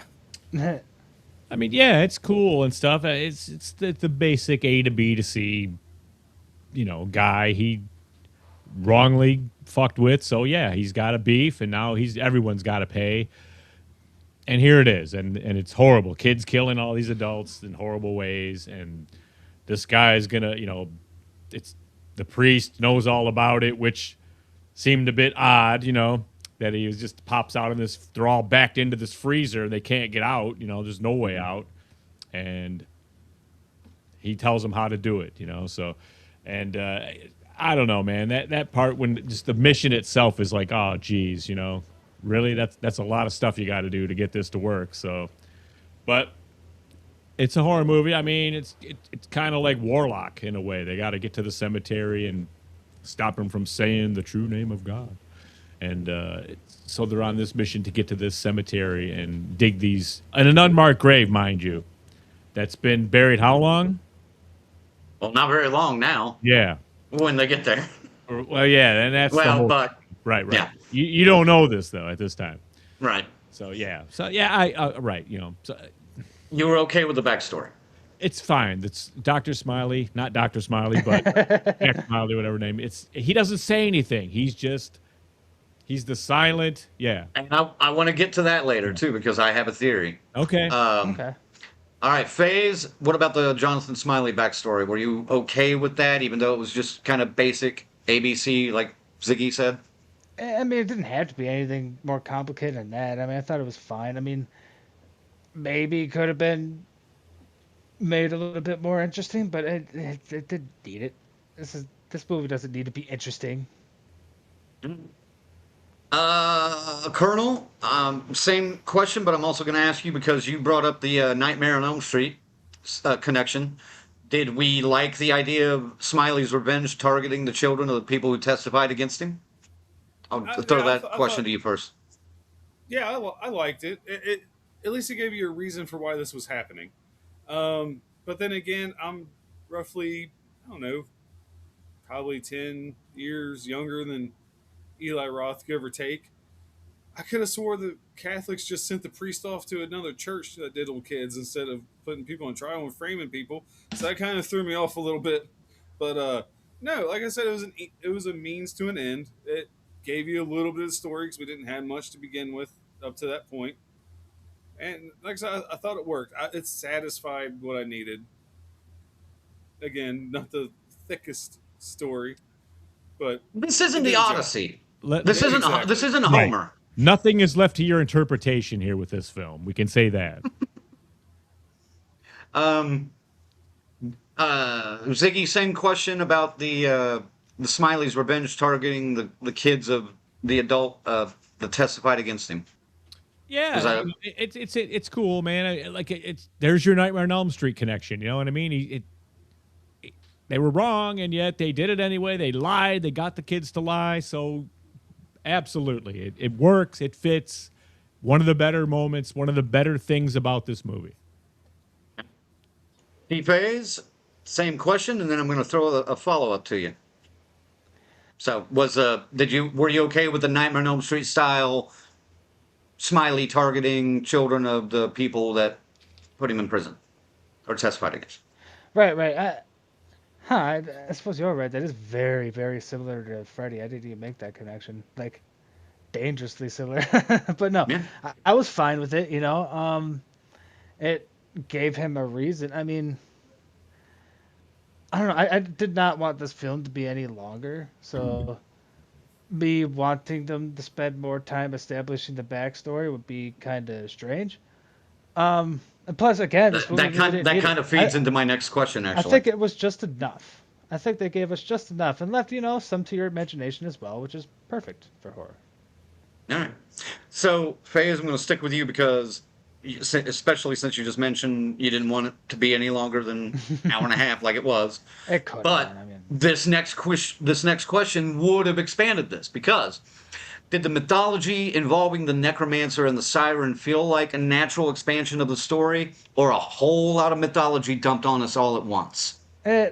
it felt like Eli, or I don't know if he was the sole writer, but one He of was the a writers. co-writer. There were two. Okay, one of the writers was like, okay, we got to come up with something here, and that's just kind of what they came up with. I mean, necromancers? That felt really out of place to me. But would you have wanted them to spell that out for another 15 extra 20 minutes to drag out It the wouldn't kids have done finding it out any- that info? It wouldn't have done it any good. I mean, that ending was so rushed as it was. I would have maybe not dragged that out, but like maybe expanded the ending a little bit in a way. But I'm not quite sure how. Joseph is on the same wavelength as I am, man. It almost feels like you and I watched the movie together, man. I was laughing my head off when the kids were trying to keep the details straight. That was Oh my so much God. crap to dump on little kids. mean, I thought it was is hysterical, ridiculous. I would have been trying to write some of that shit down or something. Or, like, man. Ziggy, Colonel, either of you want to jump in on the necromancer's mythology and all that dumping at once? You know, necromancer's gonna necromance. They're gonna come and take advantage of situations like this. That's what they're there for. You know, I mean, That's the tagline for the sequel. Yeah. Ice Cream Man 2, Necromancer, they're gonna necromance. but I mean, yeah, that's what, again, it goes back to that 60s, 70s, 80s kind of vibe. Necromancers were all over the fucking place back then, you know. So Well, and even in the 80s with the Satanic Panic in the early 90s, you know? right, so I mean, but this one is full on in a cloak with the glowing spirit Halloween eyes and everything with the black face, you know, a void, a black void in a hood is what it was. So, the fact that he comes in and does this, you know, but again, I don't know. If you listen, folks, if you did not put this ending of this movie together in the cooler with the kids and the priest, I don't know what to tell you, man. You're not paying attention. Yeah, you weren't paying attention. You haven't watched enough horror movies yet. Yep. You're new to this world. Welcome to the show. Colonel, anything to add on that?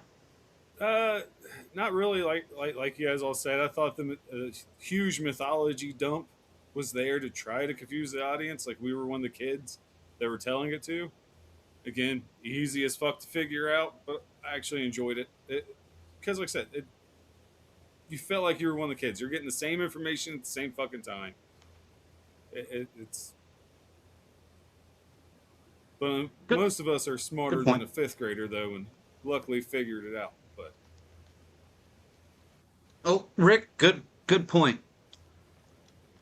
It felt like they were convincing the kids to do what they wanted them to do, which is why it was so obvious. That's true. Yes, you're right. Yes. There's so many details in his little rundown. Manipulation, man. Manipulation. Taking advantage of their young minds, darn it. Almost a Scooby-Doo ending, for fuck's sake. Almost, except no. Oh, and then he does, but wait. There's more. All right. Anything else Act Act 2? All right, good. Act 3. I'm trying to move it No, along, you're man. good. No.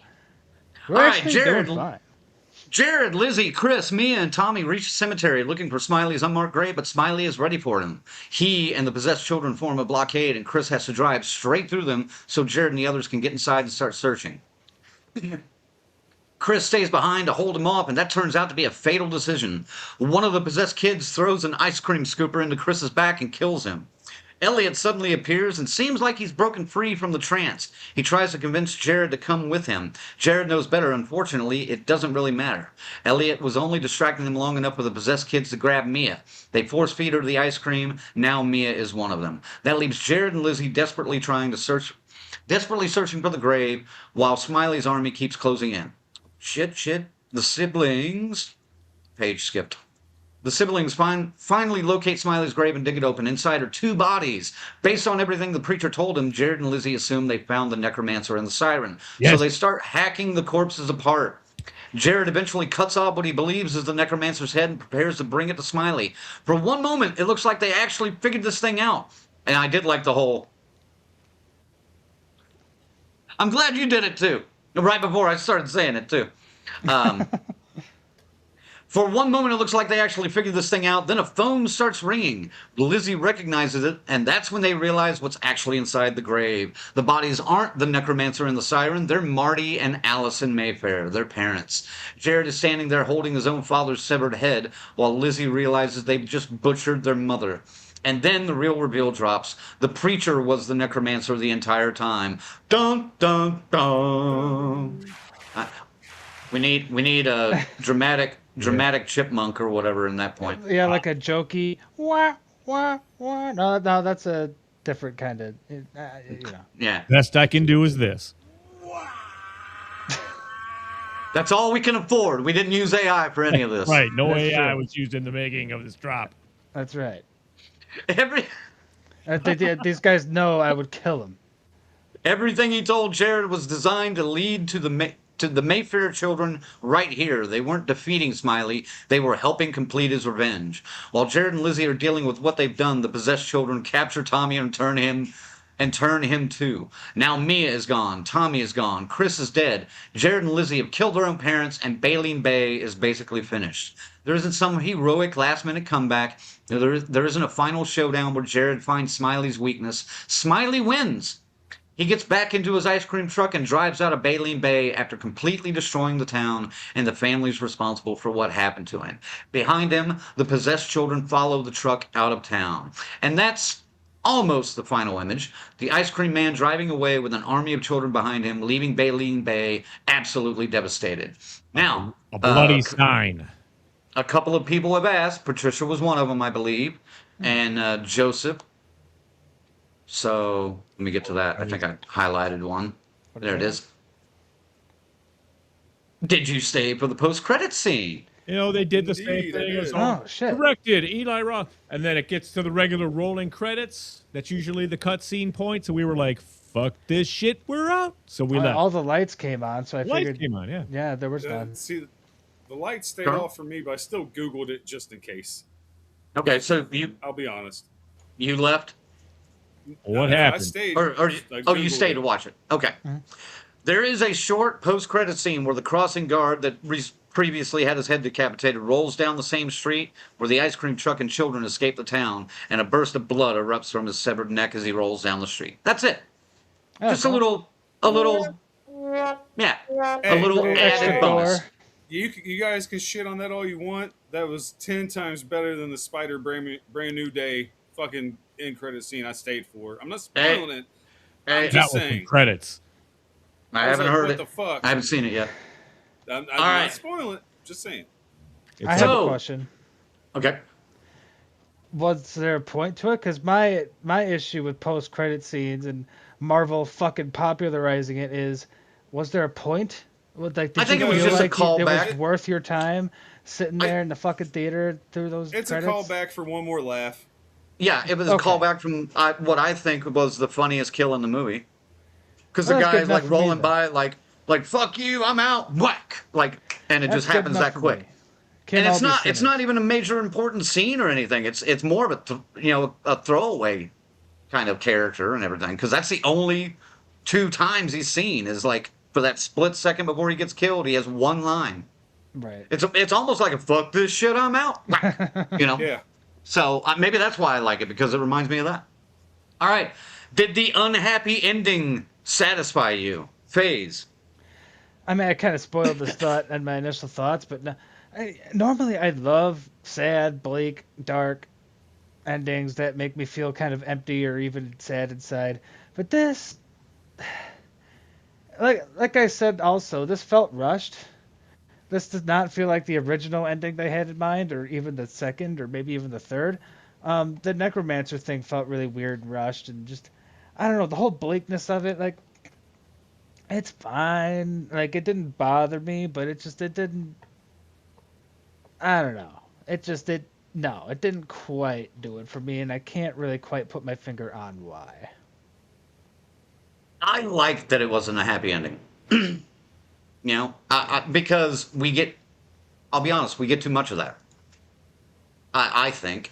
So, I like when the bad guy wins for a movie instead of, oh, but wait, the final girl gets one last shot to, and it works, against insurmountable odds. Not every movie has to end with a happy, scene at the end rescued people. It doesn't have to. Maybe if So. I cared more about the characters, I would have liked it more, but I didn't find myself caring about any of them. I think that kind of helped me like this ending a little bit more. Because, I mean, who gives a shit about these characters? Everybody loses. Right. I mean, that's what makes it a little funny then, in a way. I mean, I don't. Yeah. If you're twisted. And in Which I Eli am. Roth's world, right? And in Eli Roth's world, he's kind of anti-conventional storytelling anyway. Right. So this fits. Colonel, you want to jump in on the ending, the unhappy ending? Oh, I dug the unhappy ending, man. I'm with you. Like I was telling the girls when we were leaving the theater, you don't need to button up and answer every question at the end of the movie, man. I like it when ends on a downer. Because, like you said, Crank, you summed it perfectly. The happy endings are way fucking overdone. I know that's filmmaking 101, end your film. And he did. He just didn't let you walk home happy. Well, I guess technically he did if you stayed for the post-credit or end-credit scene. All right. Yep. And Carrie says the Hallmark ending. Yeah. Yeah. Ziggy, what about you? Hallmark ending alone, anti-Hallmark ending. That's something I said walking out. I was like, well, at least they got that right. The dark, bleak ass ending like that for that movie with our hero and his sister holding their parents' murdered corpses in the face of the ice cream man as he leaves town on the bloody sign. Yeah, I liked it. It was a great ending. It actually worked. What about the ice cream scooper through the back kill? Was that a good kill or just stupid? No, Ziggy. not at all. It was Oh. Sorry. Colonel, No, go ahead, jump in. No, he's got it. No, Go. go. I said, no, not at all. It was lazy as shit. But to be fair, you're going to run out of ideas of how to kill people after you killed people 1,000 fucking ways up to this point. You almost had to do something besides the Sunday Brains thing that they did, which I Right. thought was Yeah. okay, but was also, I think, was done better in Hannibal. But, you had to do something else with the scooper, I felt, so I was okay with it. It didn't matter to me, but I was okay with it. Ziggy, did you have anything to add? The scooper? No, I thought that was one of the weaker takeouts of of the whole- Really? Yeah. I'm trying to remember. I can't even remember that one. I can only remember the brains with the scoop. Like, Dude, it was bad. I can see why you forgot it. It was bad. It yeah. was probably AI. It was probably AI. Yeah. But talking about the scoopers, I think the kind of effects were all reminded me of just the different CGI. Phantasm balls. You say what, Colonel? I was just saying, talking about the scoopers, I don't know if you guys noticed, they kind of remind me of the balls from Phantasm. Because each one of them had a different attachment. One was the knife, the other one looked like it had a screw once when they were in the freezer. I was Yeah. like, huh. I mean, they did nothing with it, but just something I noticed. Yeah, that's true. I do remember those now. The twist with the kids killing their own parents. See it, recognizable from a distance, Colonel? Oh, yeah, definitely. I mean, to give it away, the fact that it was a fresh grave, and goddamn, they were lazy. They didn't even go 6 feet down. That was I like know. 2, maybe 3. I was like, duh, you fucking idiots. But they're kids. Of course they're idiots. They don't know. Right. They were just doing what the man in the uniform told them to do. All the adults said, do this, so let's do it. They weren't going to pay attention. I was just going like, oh yeah. I mean, once you saw that it's like, oh, it's an unmarked grave, I was like, oh, it's going to be a tough mission here. And then when they walked up on it, it's like, yep, you know what's going on here. Oh, I see where you're going. It's hysterical. Phasing. Just, who's gonna bury a necromancer in a siren 2 feet in the dirt? But you are right. No child's gonna be thinking about that. It does. It's horribly unfortunate that it ended up being there. I wasn't expecting them to be their parents, but I definitely knew it wasn't gonna be no fucking necromancer. And like I knew they were being bullshitted. When they couldn't reach their parents, I knew that was what was happening. I mean, that's like fucking Cartman cooking Scott Tenorman's parents kind of evil. Like, good. Eat Lord. the soup. Eat the soup, Scott. Chili. It was chilly. Or chili, whatever, man. It's delicious, Scott. Oh, your Alright. tears, your unfathomable sadness, yummy. Oh God, I love how evil Cartman is. It's so. That is a great Incredible. episode. All right. Casting and acting. Overall, there wasn't a whole lot of good stuff in this cast. I want to throw out a very specific question, though. Ari Millen was cast as Jonathan Smiley, the ice cream man. Mostly silent performance throughout. Does that seem like it was a character written for David Howard Thornton to play? Oh. Ziggy. No, because why would you do something that deliberate? To get a name Right. in your movie. But the actual same kind of persona as Art the Clown, I would have been like, Well, I mean, you see his face in this, at least. yeah. I mean, I don't think they have the same persona. The only thing that's similar is they don't say anything. he would have. Well, yeah, but that's kind of the whole mime thing. I mean, but I think he would have killed it. He would have been great doing that role for sure. But I have no idea if this is the case. I have an idea this role was written for David, and he turned it down for some reason. Maybe because he was working on Terrifier, whatever, Not enough money, 4, maybe. or I think he would have taken it if it was offered. I mean, I don't know. Colonel, what about you? I mean, yeah, I could have seen him playing the role. And I mean, I think Eli Roth is a bigger name than David Howard Thornton overall to mainstream audiences. You think so? So you Oh, really yeah. wouldn't need him. Mainstream. I mean, yeah, you would bring in that fanatical Terrifier fan base, sure. But honestly, hindsight being 2020, they might have wanted to cast David Howard Thornton. Probably could have used a little bit more money at the box office. Probably would have gotten some extra butts in the seats for sure. Yeah. FaZe, what about you? good point. He would have afforded him. I think Eli Roth saved some money with this guy who I think did a really good job actually as the ice cream Yeah, man. to me, I he think was he the best pulled it actor in off the film. spectacularly. Like I would not want to replace that actor for that role, because that was definitely the best acted role, bar none, in this whole film. Okay. There you are. Oh, did Phase, something happen? your screen went blank for a little bit. Not while you were talking, before you started talking, I think. Oh, But it's did my back now. audio cut out? Not that I noticed, but Colonel okay. sticks It out was- too for me. for a minute too. But Could be having internet. My neighbors are being rowdy. Maybe that's who knows. I don't know. Anything extra to say about casting and acting? Because I'll be honest, no. Lizzie No. was okay. I mean, I pretty much just but said it. We Yeah. already All shit right. all over the cast, yeah. It wasn't great, guys. All right, next up then, writing and direction.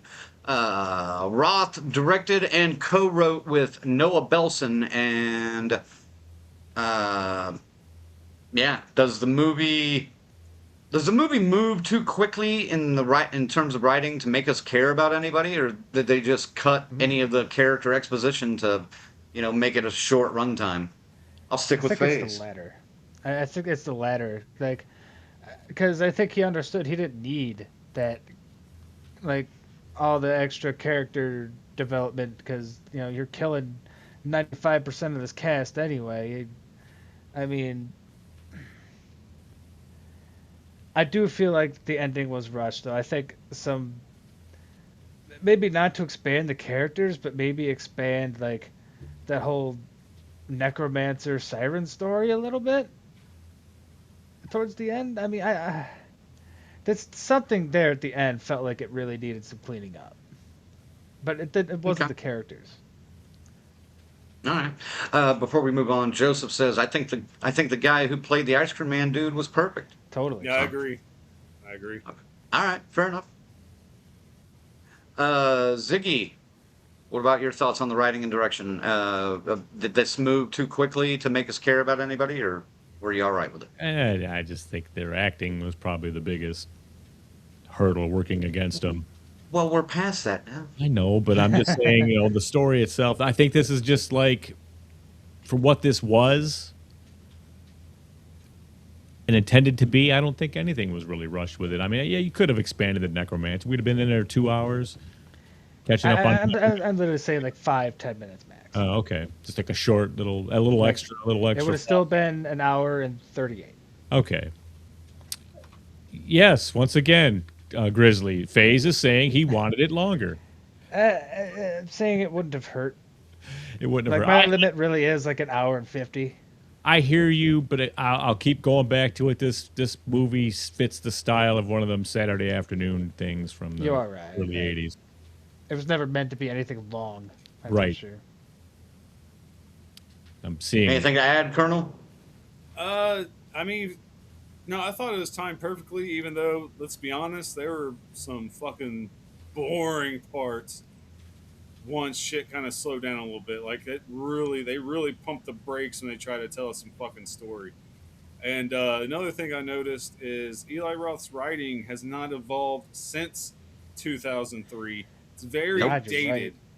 And okay, you're speaking to my generation, so I don't have as big of a problem with it as maybe the younger folks, especially one of my children who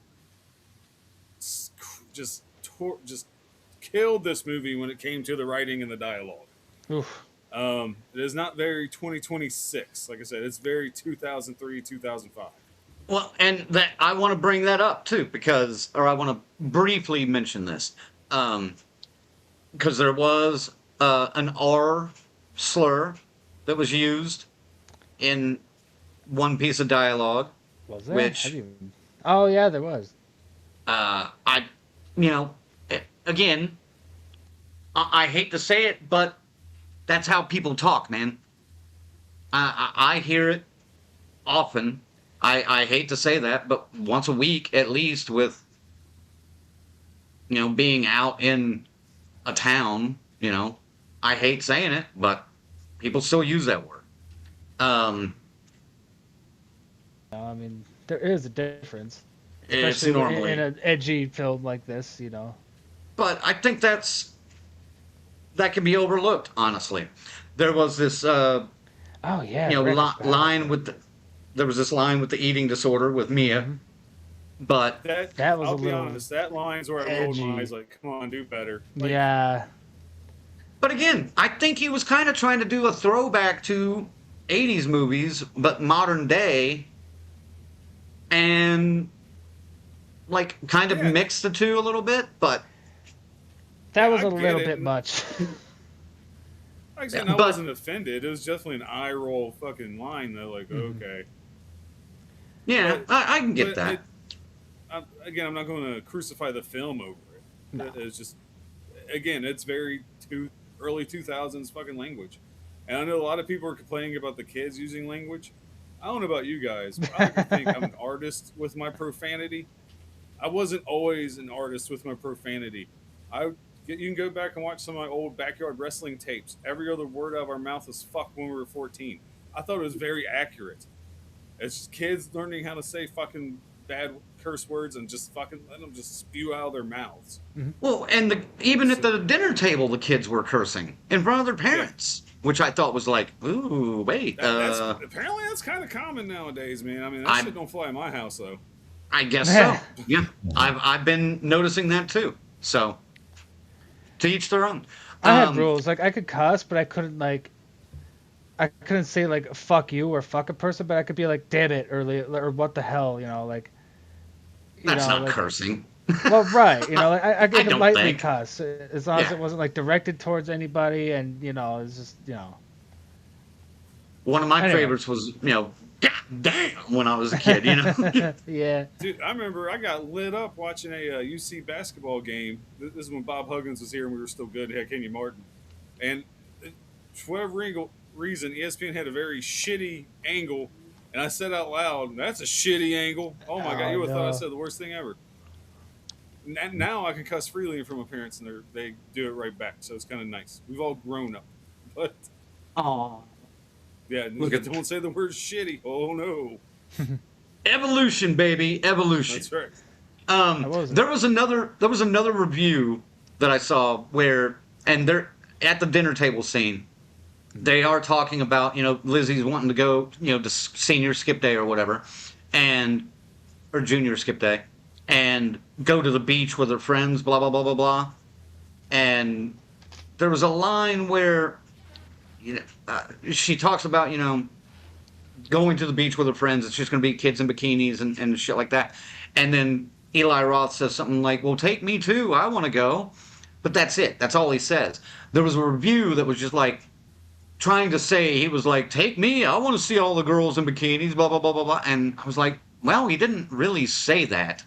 So this is what bothers me about some of the review bombing that's going on is they're literally making shit up and they're bothered by, and I get it. They're bothered by use of the R word, but it's still around, folks. Yeah, it's not great to use it. I agree, but it's true that kids still fucking use it.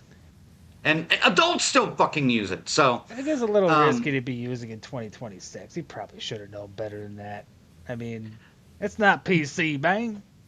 no, I it's not totally, PC. I agree with your Is point. Eli Roth PC though? No. That's true. No. I agree with your point 100%. You can't do stuff like that and not expect some clapback.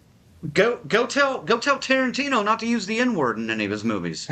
Well, the sad thing is, People as a good have, friend trust me, and he won't listen. I'll say he's such a good friend of Tarantino. You think Tarantino would teach him how to write a better fucking script? Damn. Right. Better characters, just saying. script doctor some of his shit, man. Yeah. No shit. So, but that's part of the thing that I don't like because there was something written about that, and then there was another, like, we just sat through Scary Movie, which was way more offensive to everything than I actually missed this that. was. So, I'm curious and somebody as to how far and that somebody went. pointed out why the black kid was the only one to wear a T-shirt that said "problem," and I'm like, get over it. Those people are looking for problems. They're almost like projecting, like you said, making up shit just to bitch about something. And again, Bullying. I have my Online reasons bullying. why I think they're doing that. So Yeah. All right, Ziggy, anything to add on the writing and direction before we move on? Nah, I guess this is you guys got it covered pretty good there. It's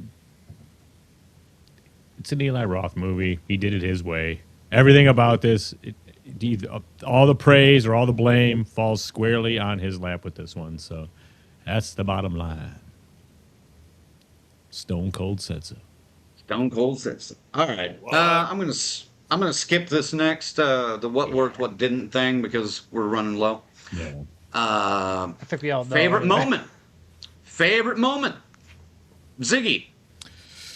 Oh boy, it's all the wonderful creative kills were fun and fun. I am going to claim for myself the fire extinguisher smashed face I knew puddle it.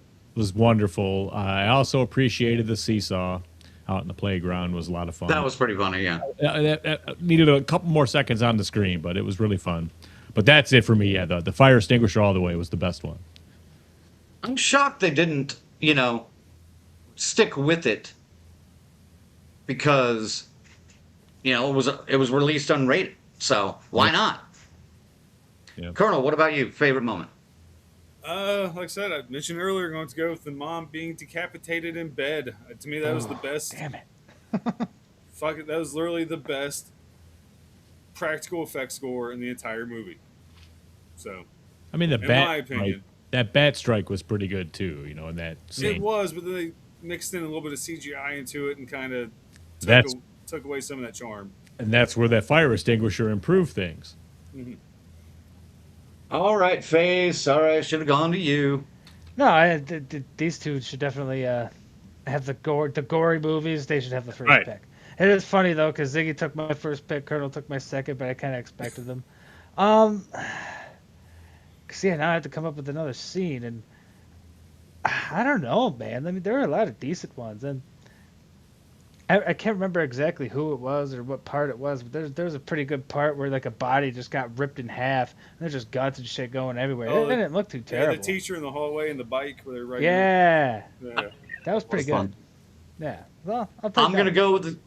go with the crossing guard on the hoverboard, man. There you That go. was the one time that I literally laughed out loud in the theater with myself and the one other person, like in the back top row, that watched it with me. There were only 2 people in my theater watching it.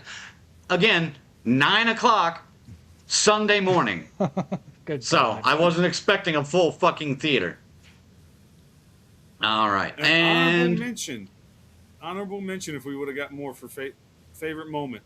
The popsicle stick death to the teacher, the art teacher, all that shit in their face. I would have liked to Oh. have seen how that happened instead of just the after effects, because I thought that could have been pretty fucking cool. But unfortunately, just seen shitty makeup. But hey, honorable mention for the. Well, Grizzly, about our last topic, says the pearl clutching will never go away. Look at Tipper Gore and parent advisories on records in the 80s. Exactly. Yeah. Right. That helped sell records. Right, exactly. If you got a All right. EMRC sticker, dude, you were money. All right, final thoughts and ranking, and I'm going to go first because I feel like it, goddammit. You never. again, go first. I know, I hardly ever go first. Again, this isn't Scorsese, Coppola, Spielberg, or even Nolan. This is Eli Roth. By now, you should know what you're getting from his movies. His entire career, like I mentioned earlier, has been hit or miss. More misses than hits, if we're being completely honest. I went in early, barely awake, a little hungry, and eager to get to the next portion of my day, the Houston Horror Film Fest. But I had fun with this. There's a throwback to the 80s style horror comedies, the gross out factor, crude humor, thin characters, and Roth uses that effectively, I think. I think a lot of what is being judged negatively with this film is actually Roth intentionally trying to inject another level of satire into this film. And obviously for many it didn't work. But I appreciated it more than I thought I would. Regardless what people say, and I don't mean this with any disrespect to anybody, and this goes for a couple of people in this room, I don't think many people are willing or able to detach their disdain for AI from this film. But that's the world we live in now, divided over in weird things like that sometimes. So be it. My ranking is a 6 out of 10. Ziggy. No, I started with you last time. Oh shit! All right, Colonel. Well, again, Crank said it almost fucking perfectly, so I'm not going to add. I'm going to add a little bit to it. Again, yes, very fun film. I love the contrast of how bright everything was when all this fucking carnage was happening. I love that contrast. I know there was no fucking artistic thought to it. It was just school's during the day. It's going to be daytime. Like, I'm sure that's all the thought that went into it. That now I did have issue with some of the cinematography when they were escaping the school. That was a little too much fucking shaky cam. Oh Yeah, my no God, shit. that got fucking annoying real That's quick. Agreed. Again, I think this film deserves some of the negative comments it's getting. Unfortunately, I really feel like the hate for it is just modern day mob mentality that we seem to get all too common, all too often nowadays.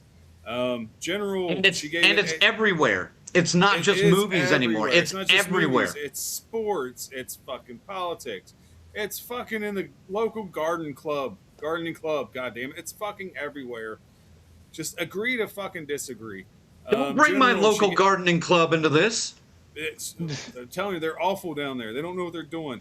But Stephanie's a bitch, and that's all I'm saying. and Deborah was the one too. Don't let her fool you. No, the general, she gave it a 3. She hated the dialogue of this film. Couldn't stand it. That's what she didn't even bitch about the AI. It was the fucking dialogue took her out. Fair enough. Sarge gave it a 6. She doesn't have much to compare it to. She just thought it was fun seeing kids take out teachers and everything else. I too will give it a 6. I thought it was a fun movie. Will I buy it? No. But I suggest seeing it? Yes. Again, people love movies that are shittier than this. Let it go. Amen. This was just a fun, shut your brain off, Eli Roth fucking movie. Just go for the fucking ride, enjoy the gore, and then fucking go home. Eat your fucking popcorn and go. Yep. All right. That brings me, and I wanted to point this out earlier. Joseph had another comment here that was really good. We got to be careful here.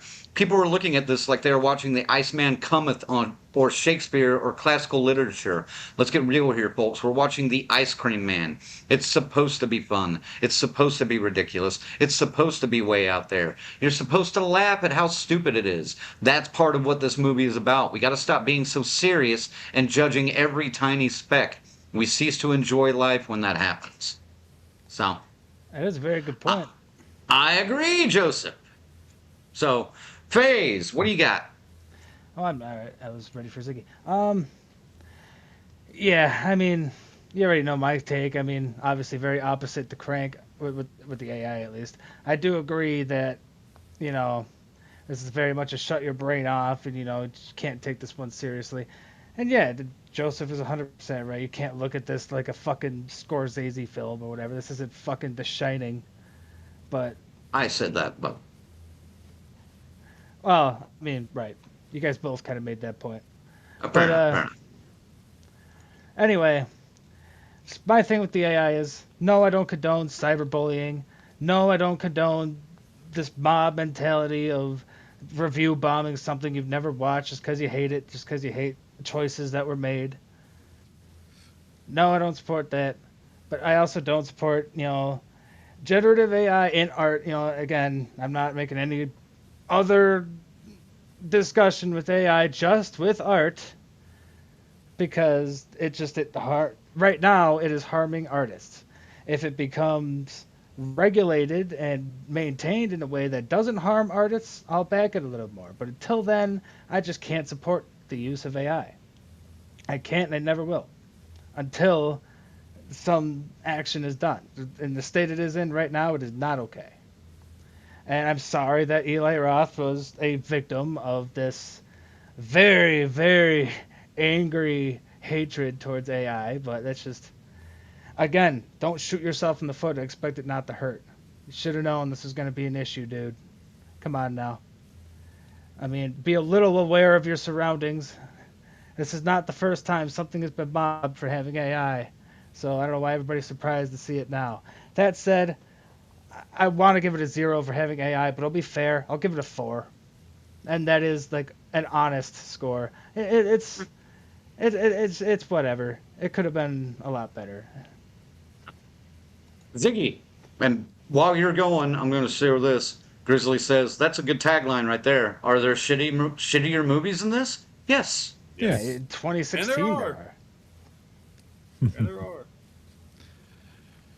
Yes, Ice Cream Man. You know, I mean, we got into some AI shit there at the beginning, but But I think it was a good conversation to have. yes, I you know, I didn't know that's the direction we were starting in. That's all. I was like, well, what the? How could you have this many notes for this fucking thing? You know, but yes, that's fine. It's perfect. You know me. Some discussion. So look, man, this is really, I keep saying it, it's like if this was made 30 years ago or 40 years ago, 50 years ago, this would probably be one of those controversial like Blood Feast type movies, But I mean, he's a fan of these type of things. He's made stuff like this. He's made good movies. He's made bad movies. It's Eli Roth, man. It's so. Here he is again. He did it all his way, his time, this way, and it's middle of the road, man. I'm going 4 for the gore and 1 for the fun. It's a 5.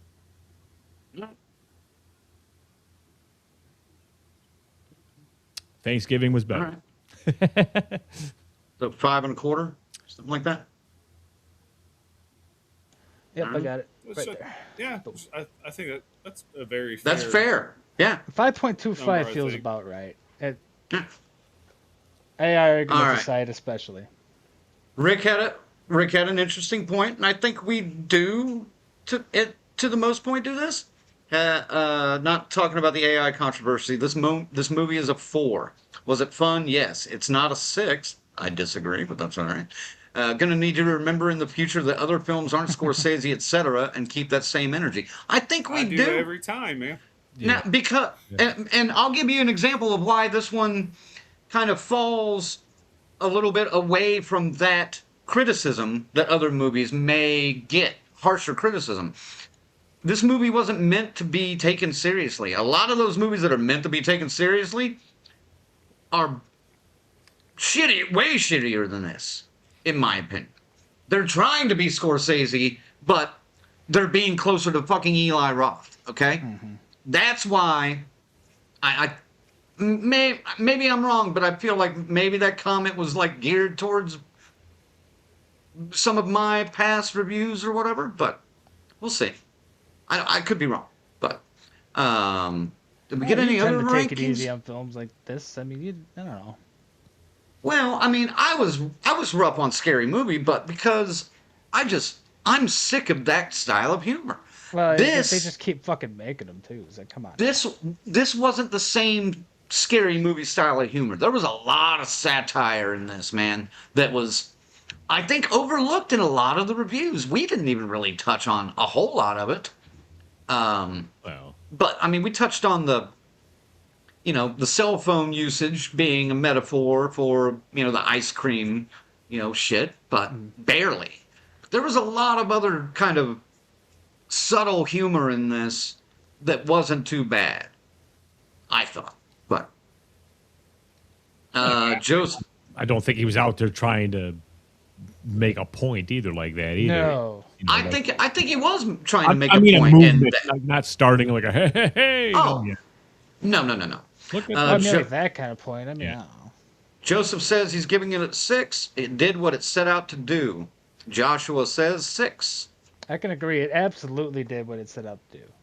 Just tripped a little bit in some aspects, Fair enough. And Rick, I agree with you. The writing direction was not great. Actors weren't great, but it was fun. Fair enough. I'm not mad I seen it, but it's a 4. All right. I've seen you give higher rankings to some shitty fucking movies, but I could be wrong. I'll say this. This movie did not deserve to be in the theater. No, I don't think this is a straight to Shudder, maybe even a straight to Tubi kind of film. Dude, I it can really see had that the too, vibe sure. of an old straight to fucking VHS movie. Yes. And I think that really kind of helped me be a little lenient on certain things, I'll be honest. Because it was a love letter to those types of fucking movies. That's what I felt like this was. What's funny is the original Ice Cream Man was direct to video. Yeah, but I don't think this has. I mean, No, this doesn't have anything to do But, with that dude, original. I watched it leading up to the show tonight, so But we didn't get to use any of that, did we? that's got nothing. It's got nothing Yeah. to do with this. Just verifying that it absolutely nothing. All right. Patricia posted this a long time ago. Me and Mark are actually going to dress like the Ice Cream Man and the little girl holding the head from the movie Oh, nice. for Halloween. I think that's great. That'll be sweet. Now, when you do, I want to know how many people actually recognize the costume, especially since it's only like, well, 2.5 months away now. So that should be interesting. All right. Yes. That's it, folks. So, a 5.25 for Ice Cream Man. I think most of you have given us your. I think Your so, points? yeah, everyone that watched it. Did Patricia see it? I don't know if she gave a score. Rick says, "Listen to yourself." What, Rick? Why are you fucking with me? Would you rate a Tubi movie a 6? Yes, I have. I have in the past. You guys might have to have a So- debate after the show. No, I've got more shit to do, man. I'm way That's behind true. on shit. I got piles of boxes stacked up from Oh, the man. weekend. So, yeah, Carrie says, "I'll wait for it to stream." Yes. And I'll be honest, that's been my take to most people that ask me, how'd you like it? I was like, I enjoyed it. Just wait till it's streaming, though. Yeah. It's Doesn't take not for away from everybody. it, just It's a homey movie, too. It's one of those that'd be nicely enjoyed in the comfort of your own couch, just sitting and chilling, not having to travel. I don't know. High as fuck. Yeah, exactly. Or And drunk, have some ice whatever, cream however you afterwards, feel. like Joseph did. You can Oh, have God, that was a funny comment. I don't know about that. it is Oh shit, where did that go? smeared all over their faces and Did it shit. get buried? Sprinkles. It can't be too high up. It can't be too far away. Here it is. I didn't think yeah, Joseph said, I didn't think oh, God damn it! I didn't think the movie affected me until right afterwards, 10 minutes. I went to Dairy Queen where I saw this parent feeding an ice cream cone to this little 3-year-old girl in pigtails. Kind of unnerving. I felt kind of sick. Yeah. Joseph! Oh my. Before we get out of here, I know we don't have a whole lot of time, so just pull your best thing you got this weekend and let's Yeah, talk to us about the let's weekend. see it real quick from Houston. Well, while you got, why don't you thank the members first? We can Sure, do sure. that. You get it ready. All right, folks. Special thanks to all of our lovely members. Jesus Christ, our final girls and guys: C-Face, the Muffinator, and Tyrone. The Crazy Ralphs, Bell's Fancy Creations, Dr. Smiley, Grizzly and Paula, Luke, Morgan Crypt, Joshua, Raymond, Allen, Twisted Twinning, and the whole damn enchilada, goddamn. Every Thursday. Camp counselors: Adam, Christy, Lou, S. Michael, Jimmy and Rachel, Stacy Lynn, Orlando, Angie, Chuck Schick, Dave, Carl, Patricia, Kristen, JJ, and Nanook. nuke. Nanook. No. Last time? And folks, if I'm not underwater right now, if you want to become a member and be acknowledged in that list that we just, listed out, then head on over to deathcursesociety.com, head on over to the membership tab, pick a tier that works for you, anywhere from $3 to $200 in a year, there are many options. Thank you. God damn it, thank you. I got an idea. I'm going to, while you guys are doing the send-offs, I'm going to show off stuff that I got. And that's it. I'll just silently show it off while you guys are doing the send-offs. So, Top screen yourself then. yeah, FaZe, might as send them well. out. And tell us, FaZe, what the hell are we doing next week? Oh, that's right. Yeah, we're on a different screen, so I'll just kind of say it. It is gonna. Oh wow, that's very cool. We are reviewing The End of Oak Street by writer-director David Robert Mitchell. I don't know anything about it. Who's in it? Do you know anything? Oh my God, Anne that's Hathaway. so cool. Jesus Christ. Anne Hathaway. Oh, Anne Hathaway. McGregor, Jason 2. a much more talented cast. We'll say that. Well, I mean, very It's a different big style studio of film. film. I believe. Look Yes. at that. Do you guys know who David Robert Mitchell is, the filmmaker? He's the director. And what's he done? I don't know. Well, let me look him I'm up. real quick. focused on this shit. I'm aware. I just usually research this stuff. We'll know next week. Well, this one looks like Yeah, we'll know next week. I got two. I got two from Dana because I couldn't pick. Oh, God, he this did It Chris- Follows. Damn, I never met her. Never met one either. Oh, baby. We just Where saw her in the- Detroit last Oh summer. wow, Jesus, Crank. Wow. Keep going. need- Keep going. I Who need else Barnum is sending just out? radio. Who He, else? he, Hey, thanks for joining us this week, folks, because I'm ready for bed, so I want to jumpstart this. yeah. Ice Cream Man, very split crowd, and that's okay. It was a lot of fun to talk about it. Nope. Real quick, it's preseason, so I'm going to do a little preseason trash talk. Zag, y'all going down Thursday night, so you don't want to miss the game. Don't get sick. Wash your dick. And ladies, don't smell like a Scuba Oh my Steve God. Summer's Eve. Dude, is that the The Soskas. Yes. Yeah. Colonel? They our center is out for 8 to 10 weeks that we just signed all that money for. Really? Yeah, he freak accident broke his wrist today. Oh my God. Oh, shit. And Pacheco's out too now. Nice. We Well, love you, folks. always next Thank year. you so much for joining us for another one. This was a interesting episode. Got to do these once in a while, I think. But we love having you along for all of them, of course. And boy, next week we got one. I'm not sure what to think about it. I'm kind of pissed because we were supposed to have an interview booked for this one, and it didn't happen yet. It's still happening. It's pending. I actually made contact again today with one of the parties involved, and I think what we're doing is kicking it down the road a little bit closer to at least filming of said project. So we'll see. Oh, nice. But we love you, man. Thanks for joining us. I guess I can say what for I want me to take them out. Oh, that's awesome, man. That is. And then there's Pearl. Oh. Oh, I love that one. Oh, look at Nice. this. Look at you. Oh, all right, I want to see all this shit on the wall next week. Oh, you son It's of not. a It's not all bitch. gonna make it on the wall, dude. No, but yeah, you stocked up for sure. Wow, man. Oh yeah. Ooh.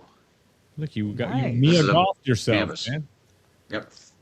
Keep going. Keep going. Oh shit. I think that was all three of I us. think I'm we ready. about did it, man.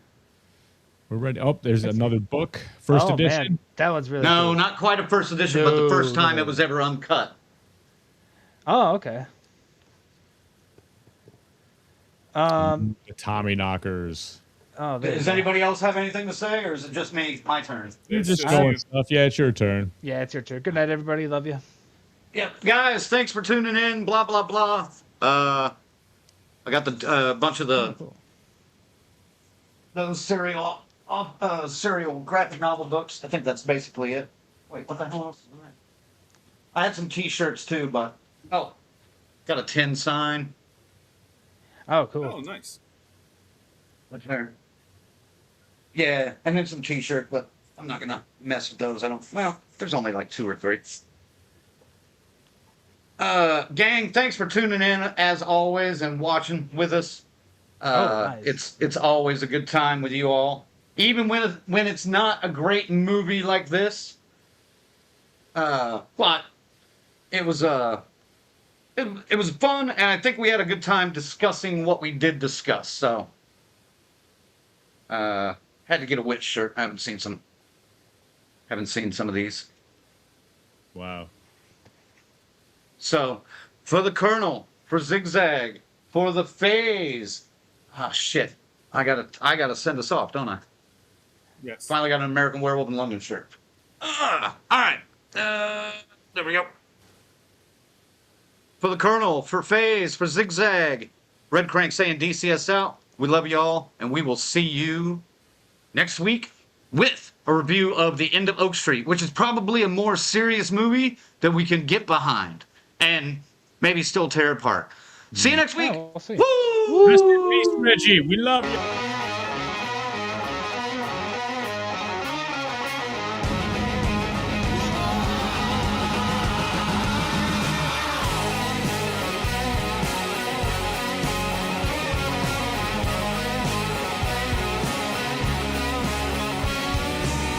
Collecting light as image, focused to rip the skin. Remembering those muddy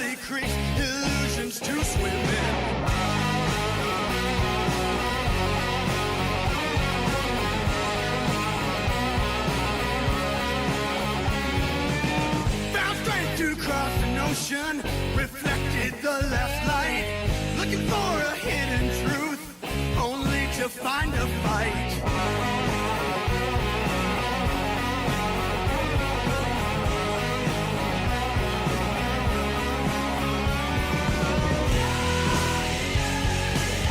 I found a new way